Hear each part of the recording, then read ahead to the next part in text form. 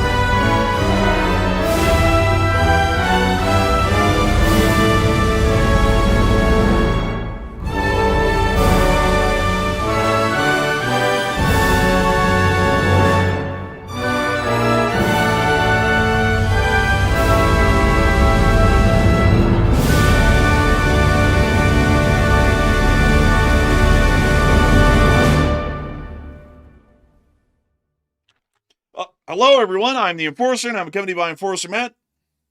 And good evening, folks. It's Enforcer Matt, and welcome back to day 1523 of the War News stream. And tonight we have very big news yet again. We are hearing that U.S. officials are warning that Iran will quote-unquote explode from within in 3 days, and nobody's really sure what that means. But we're also seeing as well a major explosion erupting at a major British airbase, and also several more ships were seized near the Strait of Hormuz today by Iranian forces. And we have very big news, and it's good to see you all once again. And of course, we're going to be covering the past 24 hours of the news from around the world, as we have been able to hear of significant developments within the Middle East, Eastern Europe, East Asia, Western Europe, the United States of America, and also Western Africa as well over the course of this day. Significant news has emerged from the area of the Islamic Republic of Iran and the Middle East, as it does appear that the ceasefire has completely collapsed between Israel, Lebanon, and Hezbollah, as we have been able to see that armed firefights are now occurring within the southern area of the country, and we are also understanding that both sides are exchanging significant fire in action that the Islamic Republic of Iran has prior stated would lead to the return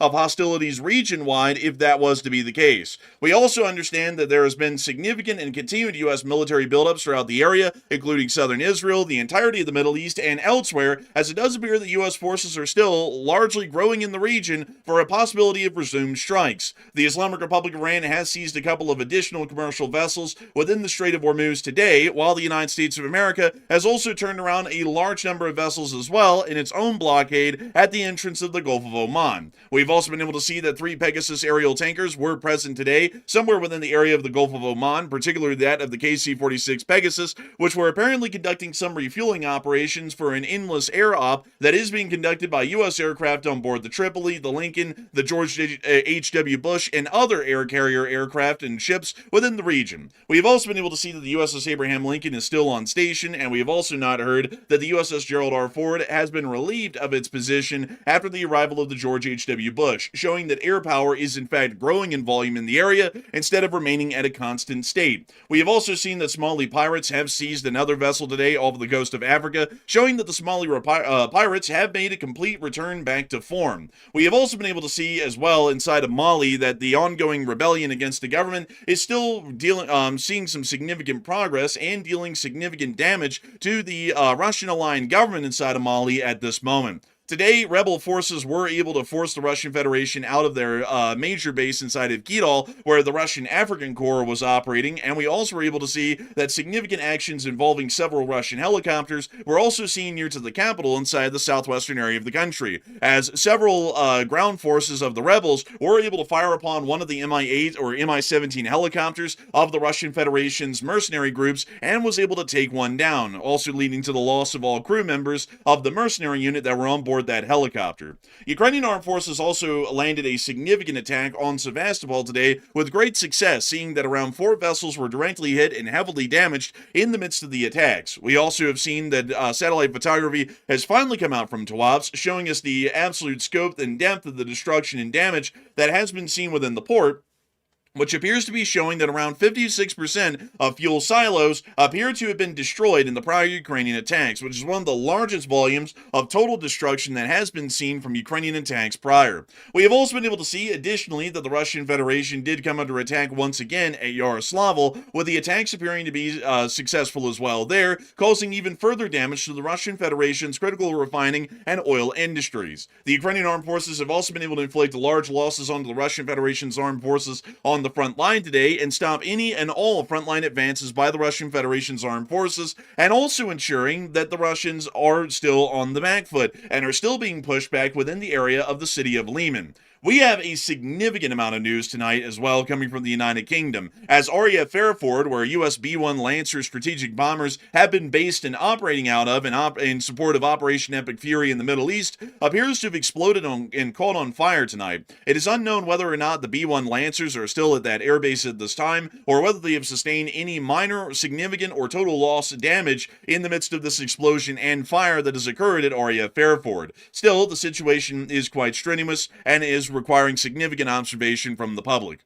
We have also been able to hear that stocks inside of United States oil reserves will be dwindling rapidly, with around half of all available oil reserves in the United States being knocked out within the next month. And we've also been able to hear some other significant developments from around the entirety of the world. But as many of y'all can tell, we have an absolutely stacked plate of news tonight, and we are going to be making sure to get through all of this news, starting with our largest stories first, and then moving our way on down into the smaller stories throughout the night. And of course, folks, we have an absolutely incredible thing that we're doing tonight. It is the Sunday Night Fundraiser. And tonight's Sunday Night Fundraiser is for none other than Razom for Ukraine, an absolutely incredible nonprofit that has been helping out in Ukraine significantly over the years and helping to save Ukrainian lives and families, and also make sure that the people of the world remember the Ukrainian armed forces, the Ukrainian nation, and their ongoing struggle against the Russian invasion. But with that in mind, it is time for us, folks, to move on and into all of the major news that we have gotten over the past 24 hours. And that is going to be moving us on directly into the Middle East for our largest stories of the day, as we have been seeing significant developments within this area, to say the least, that is showing us that war is still a very close certainty or reality, especially for the entirety of the region, as it has become obvious that war has returned back to the area of Israel and Lebanon over the course of this day.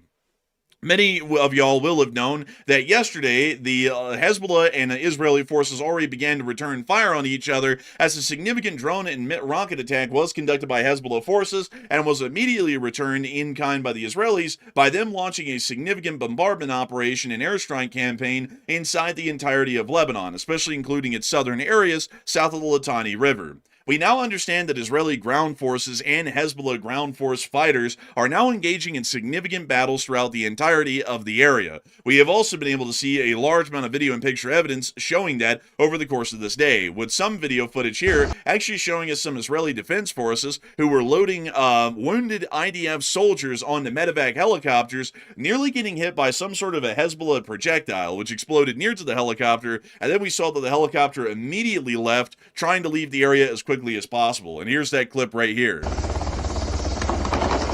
we see the drone come and explode Whoa. amongst the group. Well, that helicopter's getting the hell out of there quick. Man, Look they at that. Also, by the way, that looked like a FPV drone, like we've seen from time to time. We'll see occasionally some footage come out of the Middle East of like a Ukrainian-style FPV attack drone. It looked like one of those coming in. Man, honestly, it did look like an FPV drone, and we now see that the Israeli Black Hawk is now going as fast as it can out of the area after the failed attack, or we're not entirely sure if it failed or not. It did appear to land in the midst of a large group of IDF soldiers that were right outside the helicopter over here, so we're not entirely sure if there were any casualties or fatalities, but still showing us that the ground fighting has been significant over the course of this day. There's also been significant strikes on cities within this area, including Arnoun in southern Lebanon, which we saw in this clip here, showing that Israeli JDAMs were landing in the city below and making their mark. We have also been able to see as well that there were some significant strikes within southern Lebanon in these pictures in the area of Burj al Qawaya and also Kfar Tibnid, following earlier evacuation warnings. The Israeli Air Force is conducting significant aerial bombardment campaigns currently inside of southern Lebanon, while the Israeli Defense Forces on the ground are still conducting combatant operations against Hezbollah forces, and Hezbollah forces are also returning fire, which appears to be showing us that as of right now, ground fighting has returned between the state of Israel and the Hezbollah forces inside of Lebanon, and the ceasefire that was negotiated by the United States of America and was lauded as a major success has already collapsed in a matter of days, not to the shock of any, as most everyone already knew that this wasn't going to be going absolutely anywhere. The Israelis are hell-bent on... And also, that was the extension of the pre-existing ceasefire that was allegedly already in place. The U.S. tried to extend it for another 3 weeks, and the 3-week ceasefire is the one that's now been breached, right? That's the new one? Yes, that's the one that's been breached. Wow. So that also, by the way, that 3 weeks, that was longer than the original ceasefire. So that was already a lofty goal, but it didn't even last for what? It lasted less than 3 days from the looks of it.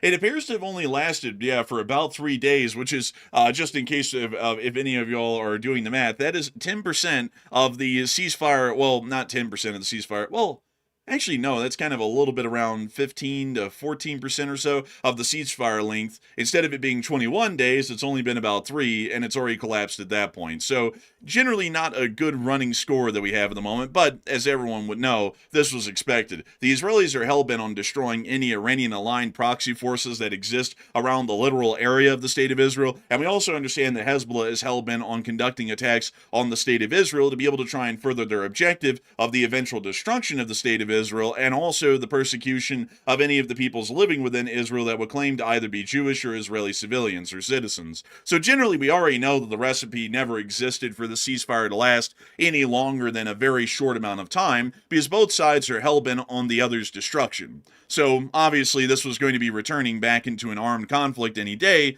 and it certainly did return back to an armed conflict as of today, without a doubt. We also were able to see that footage has been provided by Hezbollah, showing that they're now starting to use FPV drones in far larger degrees and applications than has been seen prior, and they actually used one of these FPV drones to attack and strike a Merkava Mark IV, and I believe that actually there was no description of the exact variant of the Merkava Mark IV, but let me look at this again here really quickly. Well, it is definitely a Merkava Mark IV-M, because we can actually see the little pad right up here near to the front for the trophy system. It doesn't appear that the trophy system worked against the FPV drone, and we can also see right here in this little, almost like loudspeaker-looking sort of addition to the side of the turret, the actual trophy system projectile detector or sensor system, and it doesn't appear that either of them picked up the drone or shot it down, and it did make direct impact on the side of the turret, which we believe is a fairly weak part of the Merkava, which may have led to the damaging or loss of that Merkava, but we're not entirely sure. It does appear, however, that it's quite obvious that Hezbollah forces are beginning to use FPV drones, much in the style that has been used in the Ukraine war, to a far larger degree to be able to try and inflict more casualties on the more conventional styled and conventional doctrined Israeli Defense Forces, which are currently fighting on the ground.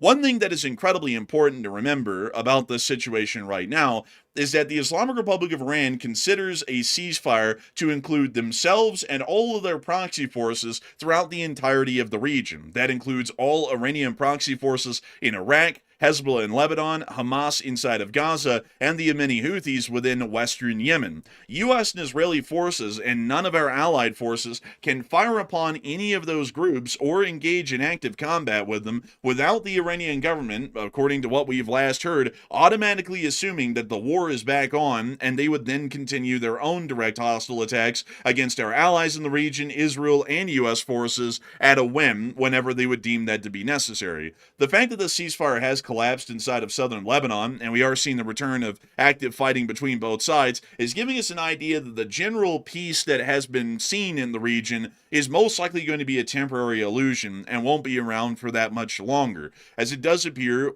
woefully obvious at this point that there is no way, at least in my opinion, that this ceasefire is going to be holding for that much longer. There will be some sort of action forced either by the Iranians with their own attack on our allies, or we are going to preemptively attack them due to the worsening economic situations pertaining to the closure of the Strait of Hormuz. We also were able to hear in the midst of all this today that the President of the United States made an announcement that the Iranians were going to explode. And I have to say, internally, we don't really know what was exactly meant by that, but if I can go and grab y'all this statement here really quickly to make sure to read it all for y'all word for word and bar for bar the best I can, because unfortunately it actually wasn't put down on the map for me to quote it verbatim. It does appear that the President of the United States was largely saying something along the lines to a news reporter today that the Islamic Republic of Iran was most likely going to economically explode within the next 3 days, and that at some point they would be forced to negotiate with the United States of America because they will not be able to handle the significant and overwhelming economic strain that is being levied against them by the ongoing U.S. blockade. However, there is a little bit of an issue with that analysis. Blockades are not that quick in being able to conduct irreparable economic damage to a country to where it happens just weeks after a blockade was put in place. Historically, blockades are a fairly long-term sort of an action that is meant to weaken and destroy an enemy force. To give you all a couple of examples of blockades that have been seen prior in the past, the United States of America in the U.S. Civil War conducted the Anaconda Plan, which was the concept of deploying the United States Navy to be able to create a naval blockade of the Confederate States of America and eventually squeeze them dry of any of the imports that their nation relied on, considering that the Confederacy was entirely reliant on industrial imports, and to eventually destroy them economically as a result. It took about the entirety of the next 3 years from 1862 to 1865 to see that that blockade was able to truly bring the Confederate States of America to its knees in terms of material supply, and the lack of that due to the blockade. In the First World War, the British Home Fleet was able to blockade the Imperial Germans in an attempt to be able to conduct a blockade significant enough to be able to drain the Imperial Germans economically. It took the entirety of 4 years throughout the entirety of the First World War for the British blockade to materially starve the Germans of any of the necessary goods that they had to have imported from overseas. Once again showing, in both instances, that blockades can take years to amalgamate any sort of a major effect on a national economy to lead them to collapse, and it certainly isn't within a framework of just a few weeks. It would have to be within the framework of several years. But before we move on into the rest of our analysis and news on this, we actually have breaking news that's coming out at this moment right now. And so, Matthew, what do we got? Okay, so we have some breaking news that just came out apparently 40 minutes ago. It looks like Iran has given the United States a brand new proposal to reopen the Strait of Hormuz, according to some U.S. mainstream media outlets. And apparently, it's a proposal to reopen the strait in the war. And also, here's the catch. They want to postpone nuclear negotiations until a later stage in the talks. But in the meantime, though, they want to start sort of getting around the Strait of Hormuz blockade. So, Enforcer, there is a post I've reposted right here from World Source News right now on our Twitter page. There it is right there. You can see it says, as part of this deal right here, the ceasefire would be extended for a long period, or the parties would agree on a permanent end to the war. They said, according to the proposal, the nuclear negotiations would only start at a later stage after the strait was open and the blockade was lifted. The White House has allegedly received the proposal, but it's unclear whether the U.S. is willing to explore it. So hopefully the U.S. does not explore this because it seems like a very cheap attempt by Iran to get the U.S. blockade out of the way. It seems like that's what they're trying to do with this. And the fact that they won't negotiate nuclear up front, that pretty much gives away their hand for the most part. So if this report is accurate, this is a non-starter as usual. And also the White House apparently hasn't commented on it yet. But Enforcer, what is your take? This sounds like a pretty cheesy and pretty scummy sort of an attempt for the Iranians to be able to try and continue to exude control over the Hormuz and try and bind the United States to a ceasefire that doesn't benefit us and doesn't allow us to be able to address the top issues that we have with the Iranians, like their development of nuclear weaponry. This sort of an agreement here appears to be quite obvious that they're stating, at least from what we can see here, as a part of that, the ceasefire would be extended for a long period, or the parties would agree on a permanent end to the war. So it doesn't really seem at this point right now that this is clearly going to be removing a lot of Iran's restrictions on who can pass through the Hormuz, and we might agree to this, and then the Iranians clarify, oh, what we meant by the strait being open is that it's open for people who are aligned with Iran, but not for Israel and the United States or anyone aligned with them. And they could continue to make that claim, while at the same time, we made an agreement with them to basically end the war with the Strait of Hormuz in that condition even afterwards. Apparently, the nuclear negotiations wouldn't be talked about at all, which also would make it fairly obvious that they're trying to make that a situation to talk about later. And the reason being in that is so that way they could hopefully develop a nuclear weapon before it's brought up again later, so that way then it's completely pointless and the U.S. can't do anything to them, because then they can hold a Middle Eastern country hostage by threatening to nuke them, and then that would make the United States largely be forced to back off of the Iranians and not conduct any armed action, because we would have the fear that the Iranians might nuke one of our allies within the region and cause significant damage to them, and also significant damage even farther than we've done to our sphere of influence in the region.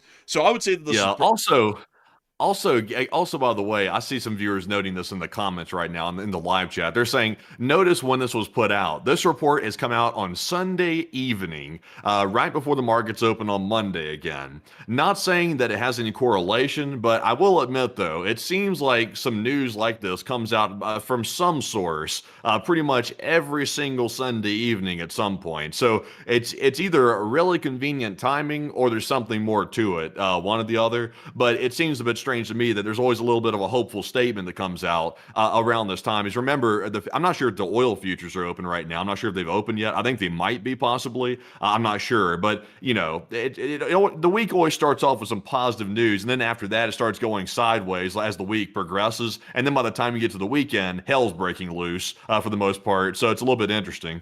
This is not a serious consideration. Also, with that in mind, I didn't think about that. But with that in mind, this is one of those little, feel-good comments that comes out right before the market opens, so everyone can wake up tomorrow, and they can have that song, like that happy song, happy, happy, happy, as they're trading. That's all this is, because there's no way that this is serious at all. I mean, like the U.S. would ever even seriously consider, talk about, or agree with this whatsoever. I would say not. And so I think that this is once again an attempt to mislead. But we've also been able to see that in the midst of us covering the current news right now, right when we went live with our intro, it appears that Southcom blew up another narco boat today, somewhere within the Caribbean. So, there you have it. We'll show that to y'all here really quickly, considering that we probably won't be showing that later on.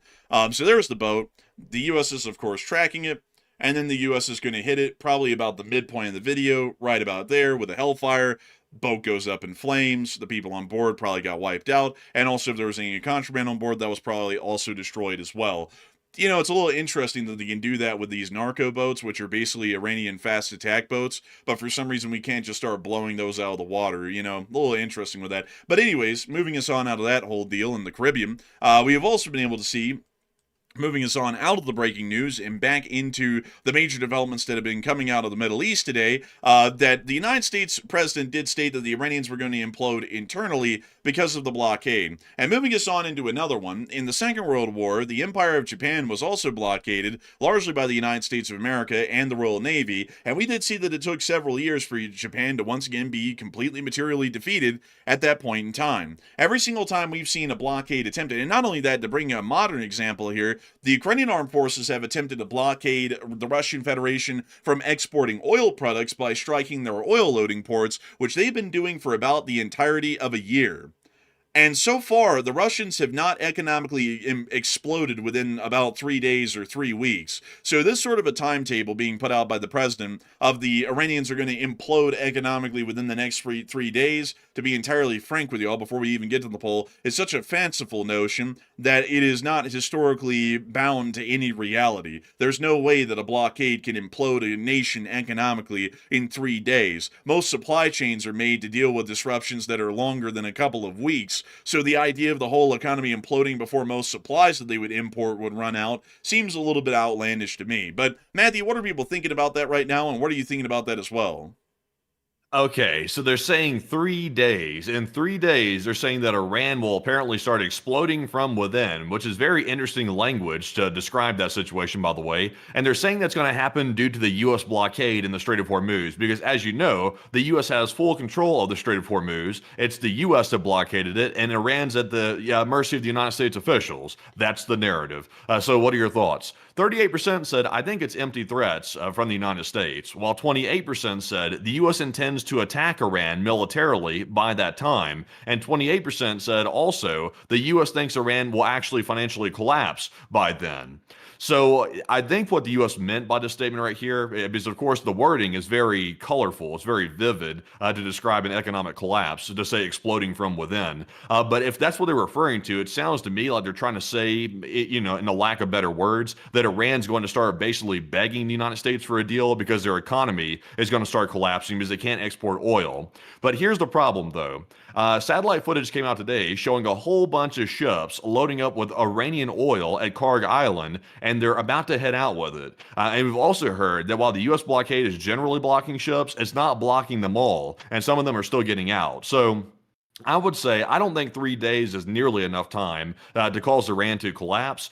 For a blockade like this to start really causing that effect on Iran, if the U.S. blockade is being 100% successful, and that's a big assumption, by the way, then it's going to take months, not merely just a week or two. So I'm going to say it's probably empty threats, but I would still say I'm expecting some type of U.S. military attack on Iran soon. I'm expecting that sometime in the near future because they can't just keep sitting back and letting Iran rearm itself, because the longer we wait, the more they're going to rearm, the more they're going to get ready to fight. And when they start fighting again, it's going to be a much worse situation for the Gulf states, the U.S. forces, and everybody if we keep stalling like this. So, Enforcer, what say you? I would generally have to go with 38%. I think it's largely an empty threat. I don't believe that there will be any attacks within the next 3 days, because that will place the attacks dead in the middle of the week. And to be able to conduct successful attacks, which the United States always attacks at night, almost as a standard, they would have to attack sometime here locally in the United States around 2 p.m. to 3 p.m. Eastern Time, which means that the markets would be open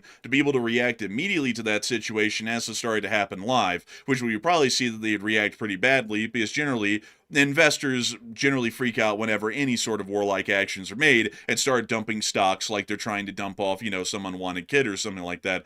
So generally, I would say that it's definitely not going to be happening within the next 3 days. And I would also have to say that the Iranian economy is certainly not going to be collapsing within the next 3 days either. Blockades take a much longer amount of time to inflict any economic damage than just 3 days. If we were working off of that kind of a concept, then the United States is already economically exploded, and there are millions of people in the breadlines right now in this country unemployed, because the economy here in the United States has exploded or imploded because the blockade by the Iranians has been going on for about a month. And the reality of it is that hasn't happened. The economy is certainly not looking good, and if you look at some of the more important telltale information, like for example the rates of bankruptcies for farmers in the Midwest and the western United States right now, which have seen a jump of 70% over just the past few weeks, then that would generally give you an understanding that the U.S. economy in a decent myriad of industrial sectors isn't really doing all too well. But still, we haven't economically imploded. That would be a humongous exaggeration to be able to make that claim.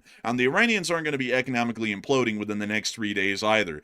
We would have to keep up this blockade for about another year or two to see the Iranians actually economically suffer because of the current blockade that we have in effect right now. And we're not going to be able to keep this blockade going, to just be straight up with y'all, for 2 years, while we're also economically boiling in hell over here, basically, to just watch the Iranians eventually suffer. And in the midst of it, we're suffering about as bad as they are at that point. Yeah. And nobody's really stood to gain anything. We've all stood to lose everything.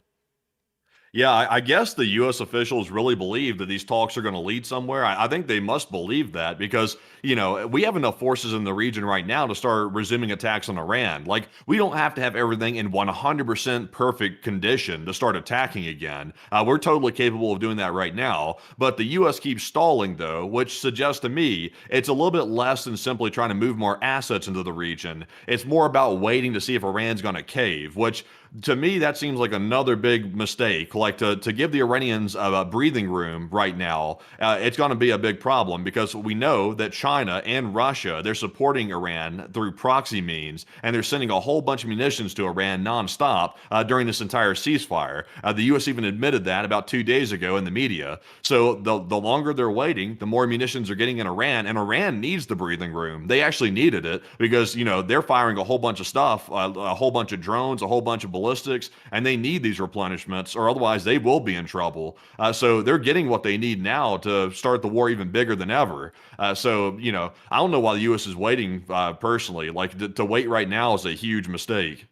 It certainly does appear that it's a huge mistake, and I would have to be honest with y'all folks, we're seeing that happening in real time, because to get y'all a little bit of a bleak report that came out today from inside the United States of America, as far as the economics are concerned, we've been able to hear that bankruptcy rates amongst farmers in the United States has risen significantly nationwide by about a factor of 30 to 40% over the recent period of time, and we've also been able to hear that within the western part of the United States, within the Plains nations, well, the Plains states, sorry, not the Plains nations, the bankruptcy rate has risen by 70% within that specific region, which is showing that they're getting hit quite badly. I'm actually trying to see if I can get that right here, and here we are. So this is the report right here. The U.S. farm bankruptcies are up 46% year over year, and 70% in the U.S. Midwest.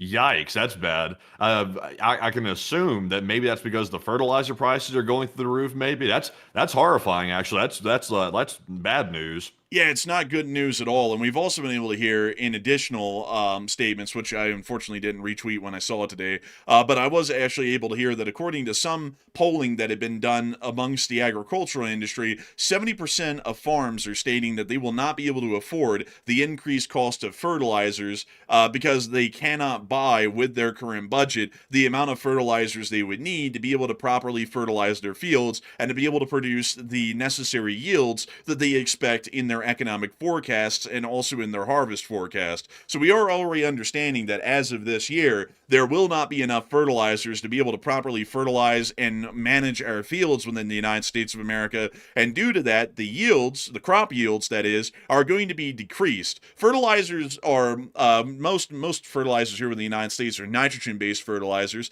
and a lot of that actually comes from the Middle East. Most fertilizers around the world actually come from the Middle East. We use a lot of fertilizers here in the United States and around the rest of the world to be able to try and increase the crop yields of our fields. By using nitrogen-based fertilizers, we're basically giving the plants a humongous boost in their ability to grow over a certain period of time. It's basically like growth hormones for like chicken and cattle, and it allows for the crops to be able to grow at a faster speed, mature at a greater rate, and also be able to produce a very hearty yield, basically a 100% yield per crop.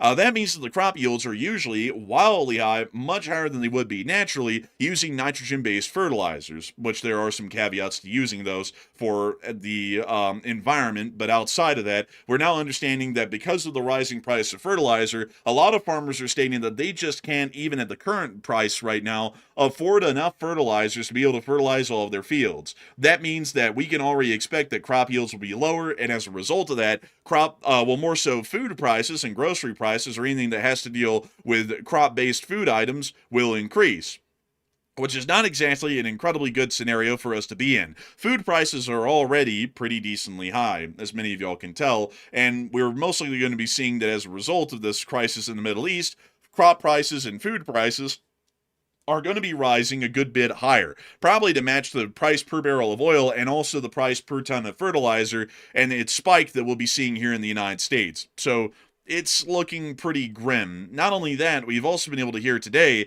that down inside of the Gulf, we've now been able to hear that according to HFI research, they put out an infographic today showing the oil storage inside the United States per the hundreds of thousands of barrels, or actually, sorry, in KBBLS, which unfortunately I wouldn't know what the hell a KBBLS is. Would you know what that Gibbles. is?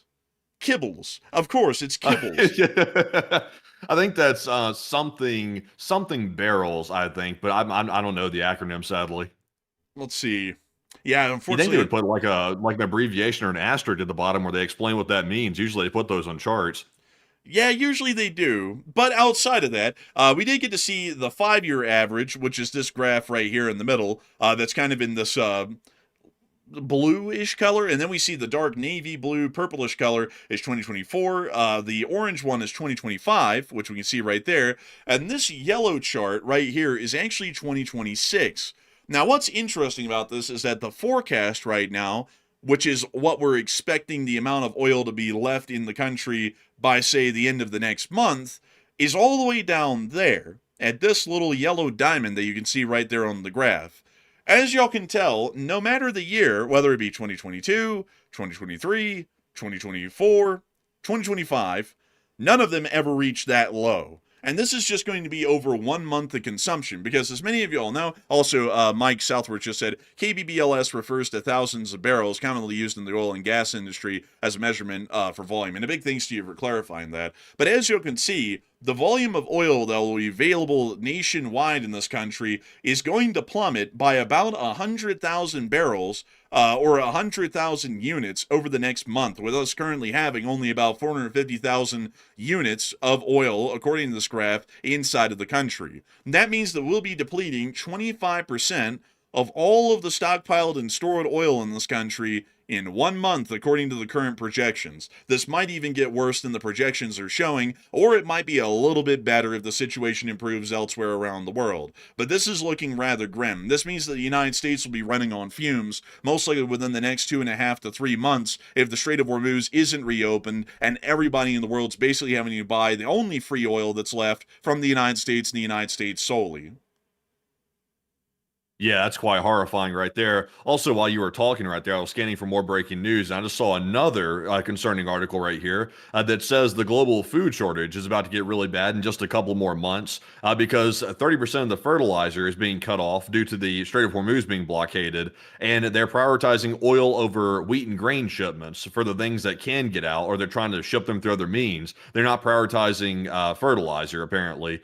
So from the looks of it, we had mentioned that a while back. We had said fertilizer was going to be a very, very big choke point for the global economy, and it appears to be, it is being a very big choke point. And I would assume that's probably a huge factor in the farm bankruptcies here in America. That's probably one of the main driving forces behind that, would be my guess. So I'll be curious to see. I would imagine we'll be hearing something from the U.S. government about trying to lessen the fertilizer costs in the coming week or two, most likely, because it's going to be probably making headlines. Yeah, I would have to say it certainly is probably going to be making the headlines. And I see some people in the chat, as usual, trying to turn this somehow into a political thing. But let me cut through all the political crap for everyone from the right and left and tell you what this is going to be. Whether you're trying to say, haha, liberal love oil or fertilizer now, or Republican gets taught lesson. I don't really know why everyone's trying to poke each other in the eye right now, because I don't think all of y'all are realizing, the political people are, that all of y'all are going to be bearing the suffering and the burden of this, basically carrying the cross on your back for the crucifixion that comes to follow with the rising prices because of the lack of oil in this country for the domestic market, and also the lack of fertilizers to be able to keep the crops growing in our fields for us to be able to eat. Regardless whether you're from the right or the left right now, I think that y'all need to drop the whole let's shit on each other while the boat's sinking and we're both going to drown dog and pony show, and kind of realize that this is looking pretty bad at the moment for us right now, and everybody needs to kind of get on the same bus of trying to find an answer to the problem problem that isn't being fixed right now. Because, you could sit there and as a Republican, you can keep, complaining about the liberals, and as a liberal, you can keep complaining about the Republicans. But the reality of it is y'all are going to keep distracted on bitching and moaning about each other until you'll both starve to death because you don't have any money left to buy the extremely expensive food because all of your money went into buying gas. So maybe you'll need to stop that and start focusing on this a little bit more, and how to try and maybe bring about a solution or put some pressure on the government in a way that isn't partisan, but is more so just looking to try and save yourself at this point, so that way it doesn't end up being an unmitigated disaster because y'all are too distracted trying to get one over on the other group. But outside Well, get this on the fertilizer, because I'm not very familiar with where the fertilizer comes from. The question I asked was this: where does the U.S. import most of its fertilizer from? And it looks like the U.S. is one of the world's top fertilizer importers. It relies on imports for roughly 25% of the total fertilizer use here in the United States. It imports nearly all of its potassium or potash, but significantly less nitrogen and phosphate. So it looks like most of the nitrogen-based fertilizers apparently come from Canada, Qatar, and they're saying Russia. But I'm not so sure about Russia anymore, but they're saying Qatar and Canada. Also, they're saying with phosphorus, apparently the U.S. has strong domestic production, but still relies pretty heavily on imports for phosphorus-based fertilizers as well. The one thing that apparently we do have a good bit from is apparently, let's see here, it's not saying exactly which one, but we're actually one of the biggest importers of fertilizer apparently in the world.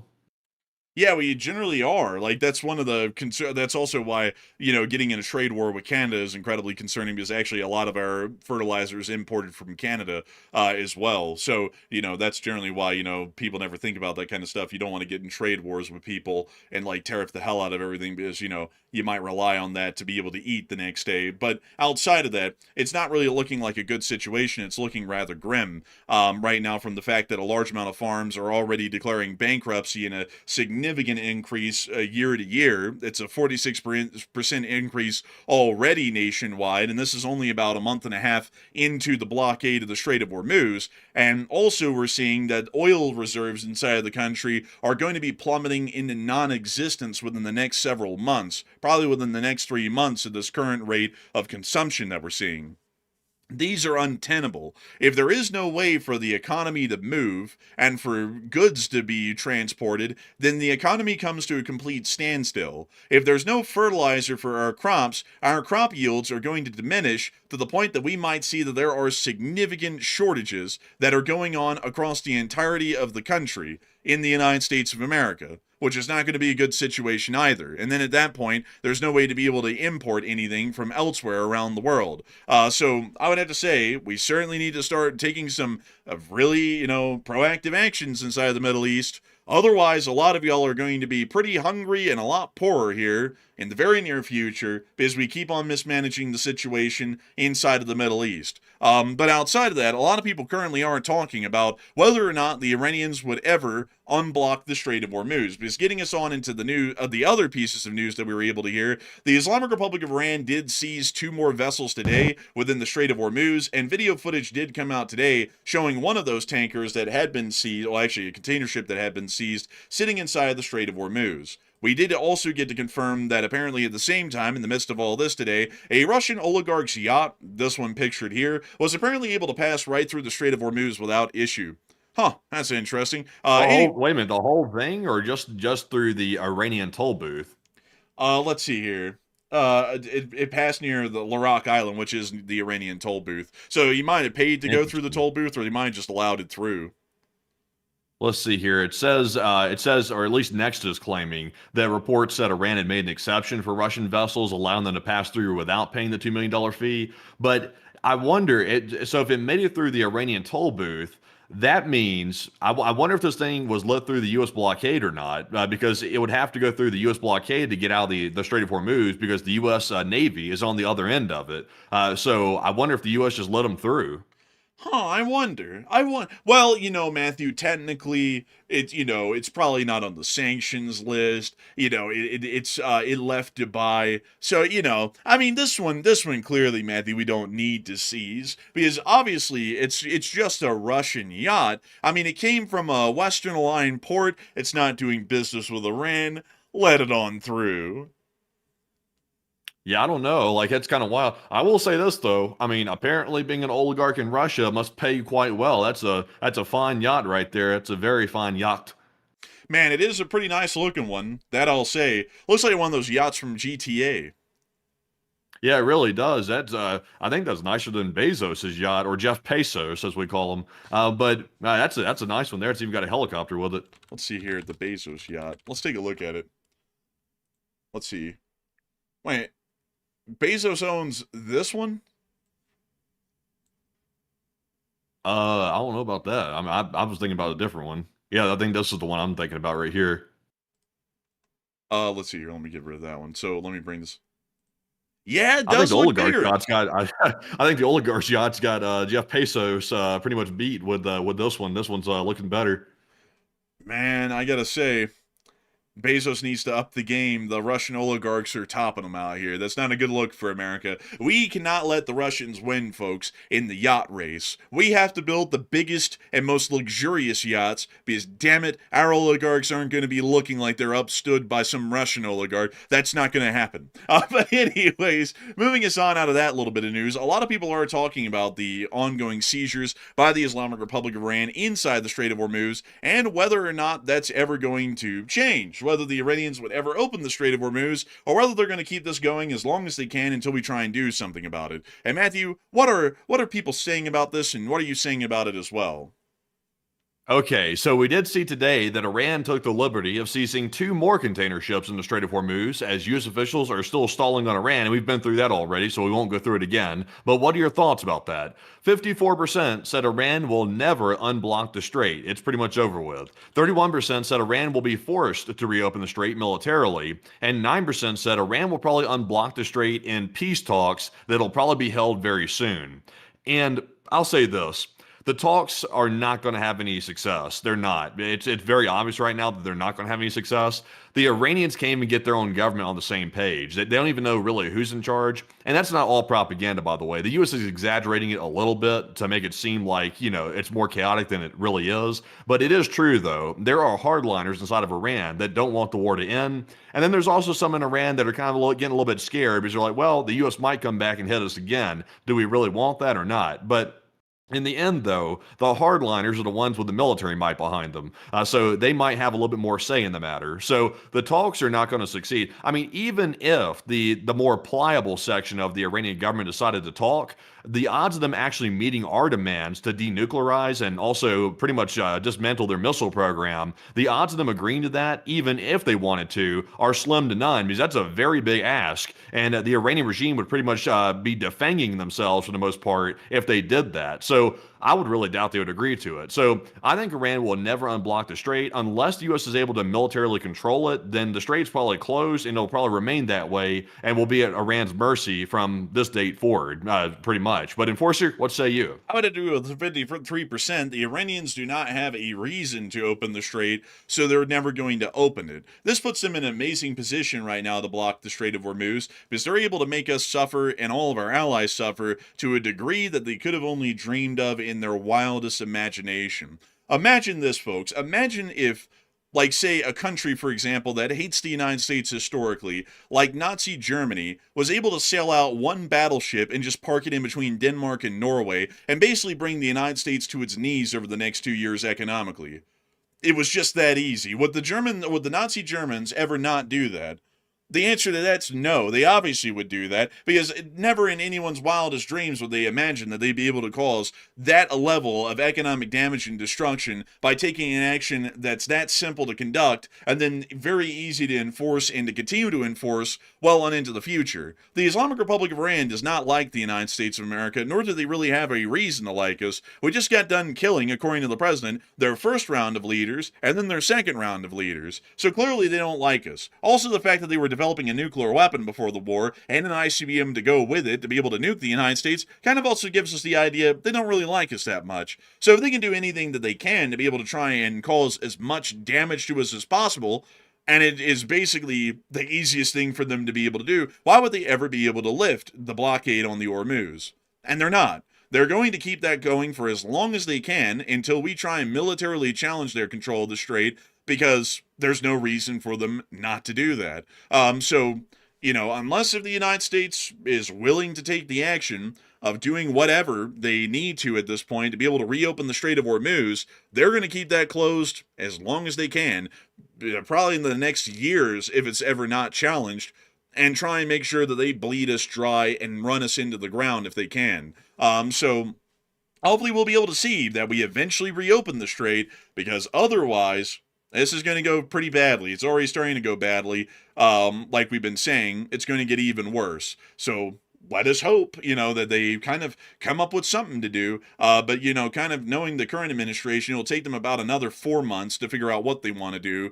And then they'll do it, and then it'll hardly be planned. So, we'll just have to wait and see. But anyways, moving us on out of that, we were also able to see that apparently the U.S. blockade is being enforced by aircraft, kind of like those speed limits that are enforced by aircraft in some places in the United States. 3 KC-46 Pegasus aerial tankers were airborne today over the Gulf of Oman, and we believe that they were refueling aircraft from the USS Abraham Lincoln or the Tripoli to be able to keep them up in the air and continuing to surveil the Gulf of Oman, and to also provide air cover for the blockade that's further on out towards the entrance of the Gulf of Oman that has been in place for a little over a week at this point. We've also been able to see that the blockade is still going on, and according to the Institute for the Study of War, U.S. forces intercepted the U.S.-sanctioned Panamanian-flagged Savan gas tanker on the 25th of April in the Arabian Sea. The U.S. Treasury Department sanctioned the Savan on April 24th for transporting Iranian oil and gas products to foreign markets. The Savan entered the Strait of Hormuz on the 21st of April via the Iranian-approved route and crossed the U.S. blockade line on the 24th of April, according to commercially available shipping data. Maritime intelligence company Tanker Tracker said on April 25th that the Savan recently loaded gas in Iran and travels frequently to Bangladesh and Yemen. U.S. Central Command stated on April 25th that it has redirected 37 Iranian or Iranian-linked vessels since the start of the blockade. Additionally, the United States Navy also announced today that they had turned around about 38 ships over the course of this entire blockade. We've also been able to see that in the meantime, however, this hasn't been stopping oil tankers from going up to Karg Island and getting their fill of oil, as we were able to see satellite photography that showed 2 VLCC tankers at Karg Island today loading up with oil, possibly to prepare to try and break through the U.S. blockade at some point here in the near future. So, it does appear that right now, as we can tell, there is still a lot of drama going on around that whole Hormuz thing.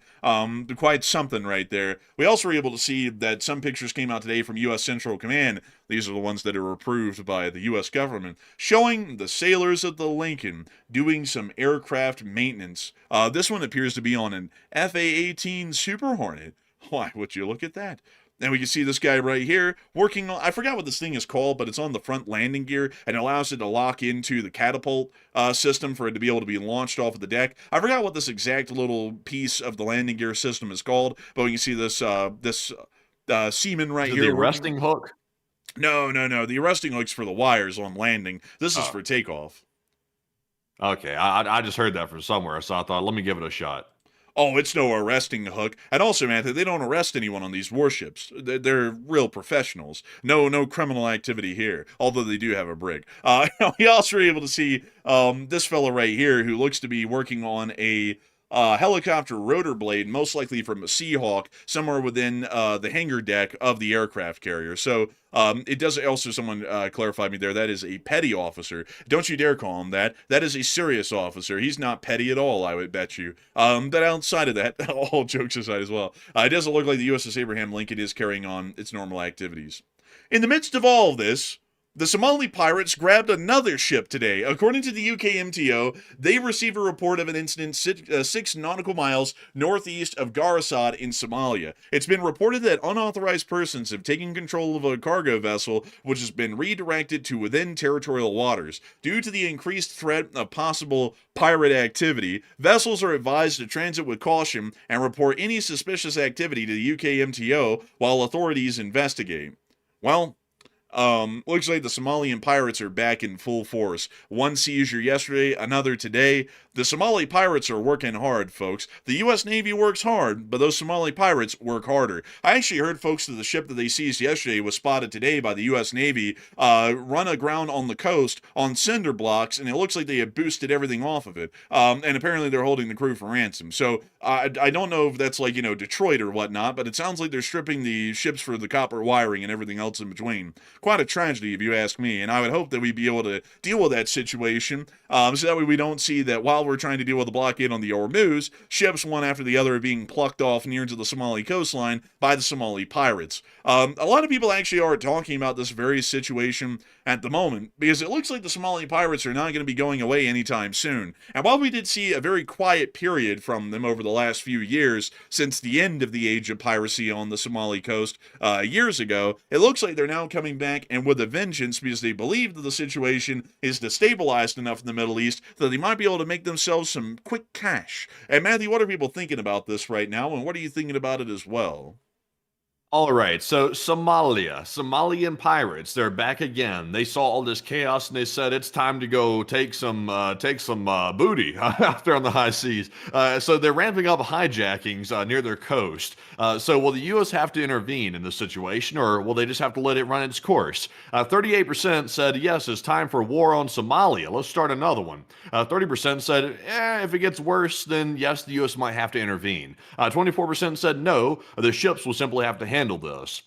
And this comes back full circle to the idea I had the other day. And several people said, Matt, that's stupid as hell. Why would you say something like that? I'm back to it again. I'm going to say it again tonight. They should give an exception and start putting armed men on these commercial ships passing through the area and take care of the pirates if they need to defend themselves. They should do that. I think that's a really good idea, and that we can't start a whole new war on Somalia. We simply cannot do that right now. I'm sure Iran has a hand in this some way or another, and they probably want to stretch the U.S. forces thin in the region, and we don't want to fall into that. So I say I'm with the 23%. I think the ships will simply have to handle this. They'll either have to alter their routes or get armed security. That's another solution as well, like I'm mentioning. But Enforcer, what say you?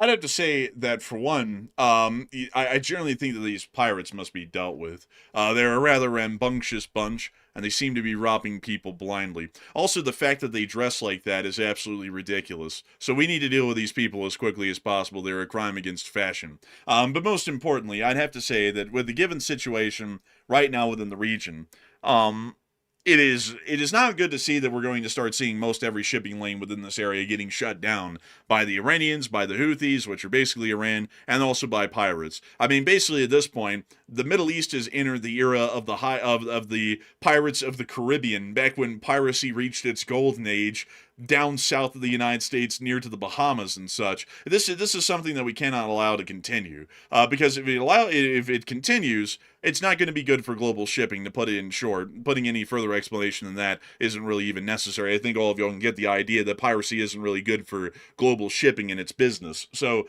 we need to do something about it to be able to see that the freedom of navigation is returned, and commercial ships within the area aren't under the threat of a Houthi attack, a pirate attack, or a direct Iranian attack. So I think that it's time for us to start going against these pirates.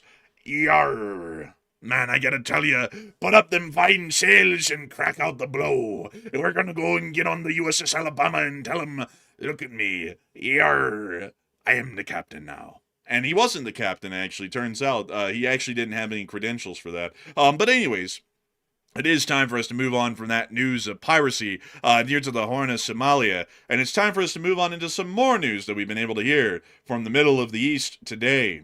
We were able to hear that there was a large number of tankers flying and present over the area of the Arabian Peninsula. Ooh. We also get to see a large number of them in the area of the Eilat airport of southern Israel, including these KC-135 aerial tankers. Ooh. That's a pretty good number sitting right there, just sitting on the tarmac.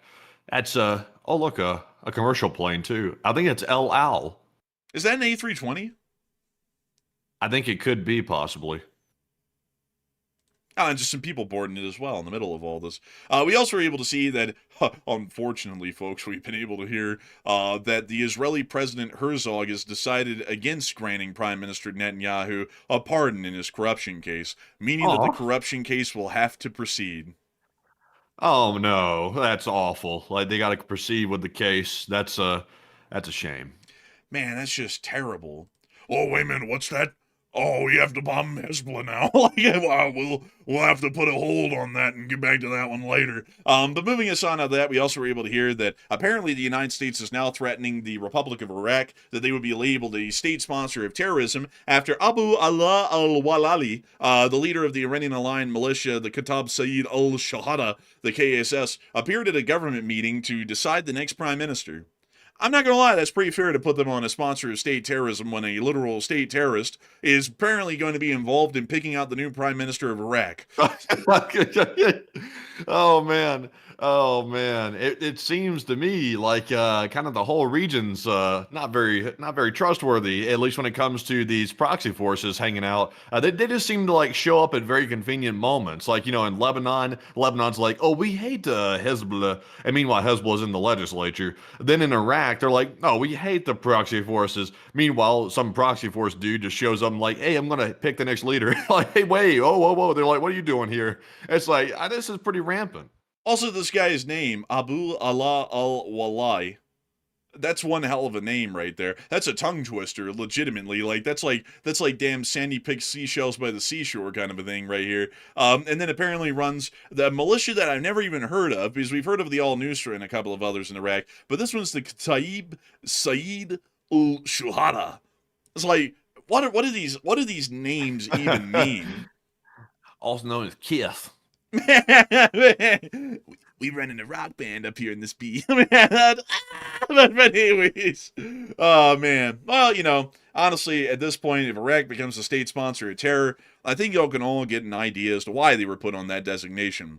So moving us on out of all this, we also got a little bit of news that there was some sort of an explosion that happened within southwestern Tehran today, apparently in Sadiq, in western Tehran. So something blew up, no shaking was felt, but there was a loud bang. That's all we have on that. So moving us on out of all of this news, we have to now bring you along to a small update out of Mali. And I have to say, folks, it's still completely unfollowable. But with the fact that we all had such a blast yesterday covering it, even with how uncoverable it really is, it was still such a funny thing to cover. We have to cover it today, because today it was also somewhat humorous as well. We were able to see that over the course of the day, the Russian mercenary groups of the African Corps, which, I mean, the naming couldn't have been any more on the nose if they wanted to. I feel like Erwin Rommel ran something called the Africa Corps back in, like, 1942, if I'm not mistaken. But, the Russians clearly aren't fascist. That would be ridiculous. But the Russian Africa Corps, they were apparently trying to conduct attacks on the rebels who were attempting to overthrow the government. And we actually got a little bit of footage here today from one of their helicopters showing them firing on the rebel forces below in the town. So here's one of those clips right here. I gotta say, the rocket spread seems to be fairly inaccurate, because this helicopter is yawing left to right harder than some centrists do in the United States in the elections. I mean, damn, look at that. They got those school bus vans on full blast. I don't even think they're accurate enough to hit anything with this.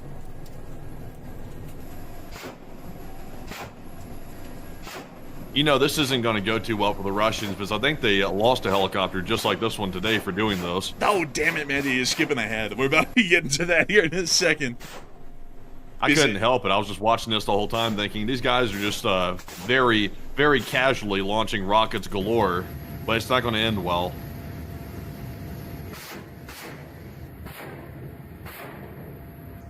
I mean, they're just out here kind of laying it out. The Russians acting like they got munitions to spare. Damn! Also, the spread on that is so wide, there's no way in hell they're hitting anything with that. Not long after this clip came out, apparently either this helicopter that was filming or another one very much like it was actually shot down in this very area, and we understand that everyone on board that helicopter was killed. There it is.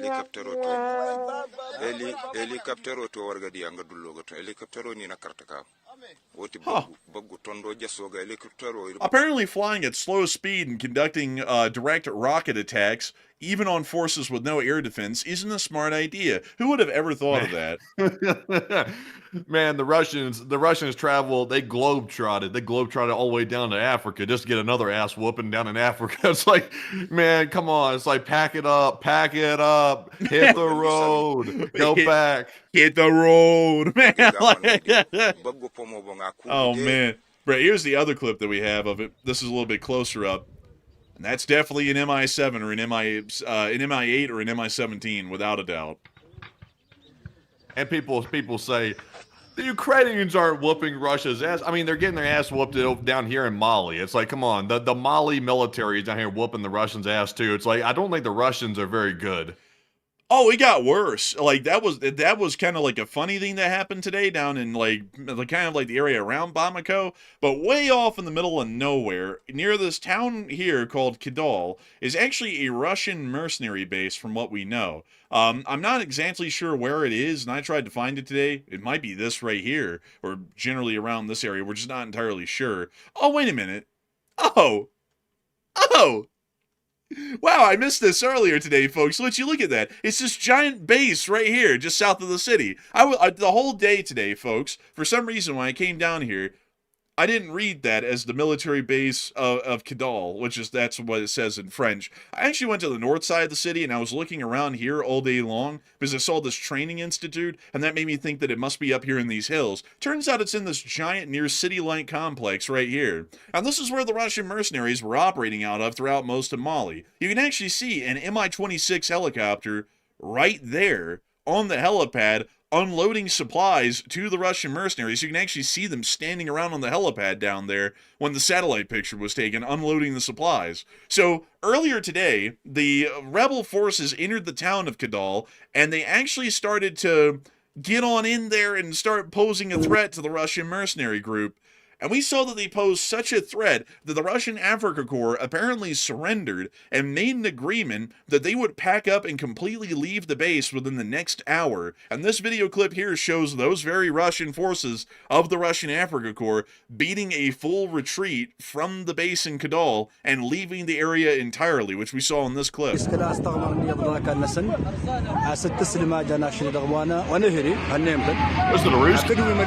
Yeah, these are the Russian mercenaries right there in that truck.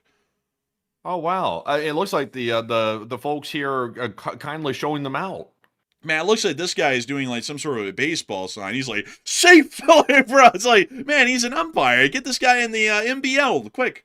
Oh, actually, what would isn't that LB. The national base? Oh, NLB. I was about to say, isn't that like NBL?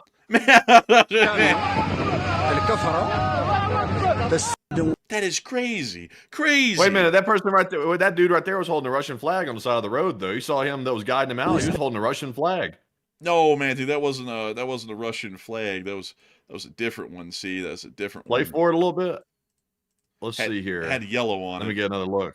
Let's see here. Are you sure? Yeah, that's not Russian. And I think, I don't know what flag that is, but it's not Russian because you can see there's some yellow right there, like light tannish yellow. You might be right. Yeah, it looked white. Like it looked like the Russian flag at first. Yeah. Oh no, yeah. But also we then got to see that they went into the base in Kidal and clearly took control of the thing. So the Russians had completely evacuated. Man, he's got down on the couch. Man, what the hell's going on in here? Bro, he taking it easy. He took his shoes off and everything. Somebody was barking over there in the corner. Did you hear that? Somebody was like barking over there. Man, it's just Vadim. They left him behind in the gimp suit. He's over there. Bro, they're like, okay, that's a little too weird for us to film. But man. Oh no, it's just some guy saying Aloha snack bar. Actually, that wasn't a barking noise. Well, they're making themselves at home, that's for sure. They're enjoying those nice Ruski-made couches.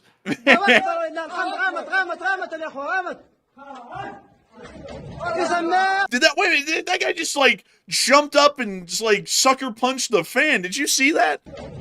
What the hell? What is that guy doing? My goodness. He's literally going to start destroying the place before they even have it for 5 seconds. Also, why did the Russians have this such room, a man? long freaking couch wrapping around the whole room? It's just a massive empty room with the world's longest couch, literally from wall to wall. Around the whole room. What even is this? It's like the back rooms. Dude, you know, man, I actually heard, man, that this might have been at some point a black site for a certain intelligence agency, and they bring a certain vice president here, and they said that this was his calm room or safe space or whatever. I don't know about that. Like, don't take that at face value, folks, and don't take that to the bank. But very weird. I've never seen a couch that is like 20 feet long by 30 feet, and it wraps around a whole room. I don't even know what the hell this is. Where the hell do you even buy furniture like that from? I don't even know. And it's like, also, by the way, it's like, I know there's not like custom couch makers just hanging around this area. I'm sure there's not huge like furniture manufacturers. So it's like, you know, I don't even know where they would get something like this. And also, what's up with the ceiling? The ceiling looks like it's something out of like a Space Odyssey 2001. Bro, this whole place doesn't make any sense. Bro, somewhere in Russia, some Russian couch factory got an order back in like probably like 2022, and they're like, we need 3 couches, one that's 30 feet and 2 that are 20. And then they went and loaded it up on that big ass Mi-26, and they literally flew in a special flight just for these couches for them to put them in this stupid room. Like, I just don't even comprehend. Anyways, let's get on to the next clips, because the rest of them are also treats as well. Here's another clip here from the area around the Kadal base or within it. Allah Akbar. Okay, we already got our first one. It's been 1 second, and we already have our first Aloha snack bar. This is starting off promising. أريد هاركدا.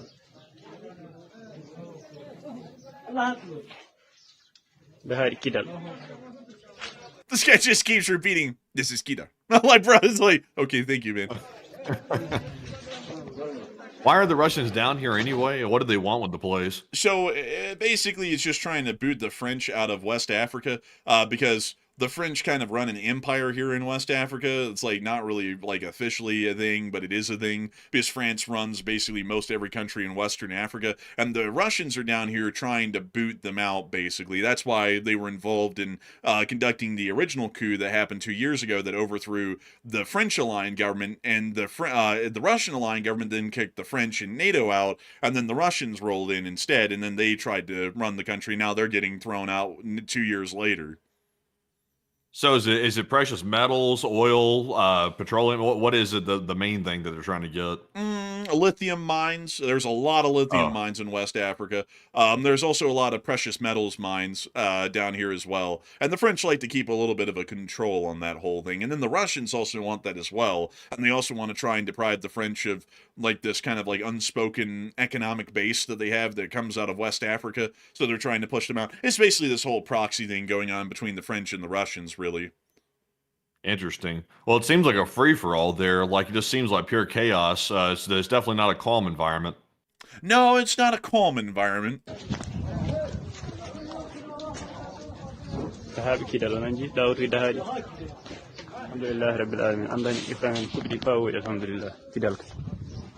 He just said it again, right? He's like, man, hold on, man, shit, this is a killer. Man, it's like, okay, bro, we got it. You said that for like the 4th time. All right, moving on. Here's our third clip. Let us see what awaits us. Okay, so we got the fighters here. Petrol station. Oh, dude, those are expensive these days. Like, bro, do you know how much money is under the ground here at this point? Like, hundreds of dollars. Yeah, I bet. Man, definitely. A lot of screaming going on. Yeah, there's the first one. Can we get a 2? Can we get a 2?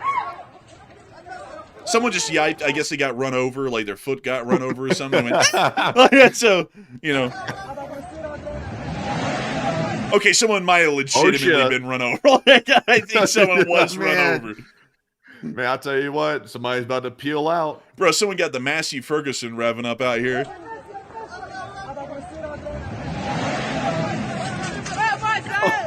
Oh, there he is! Oh no.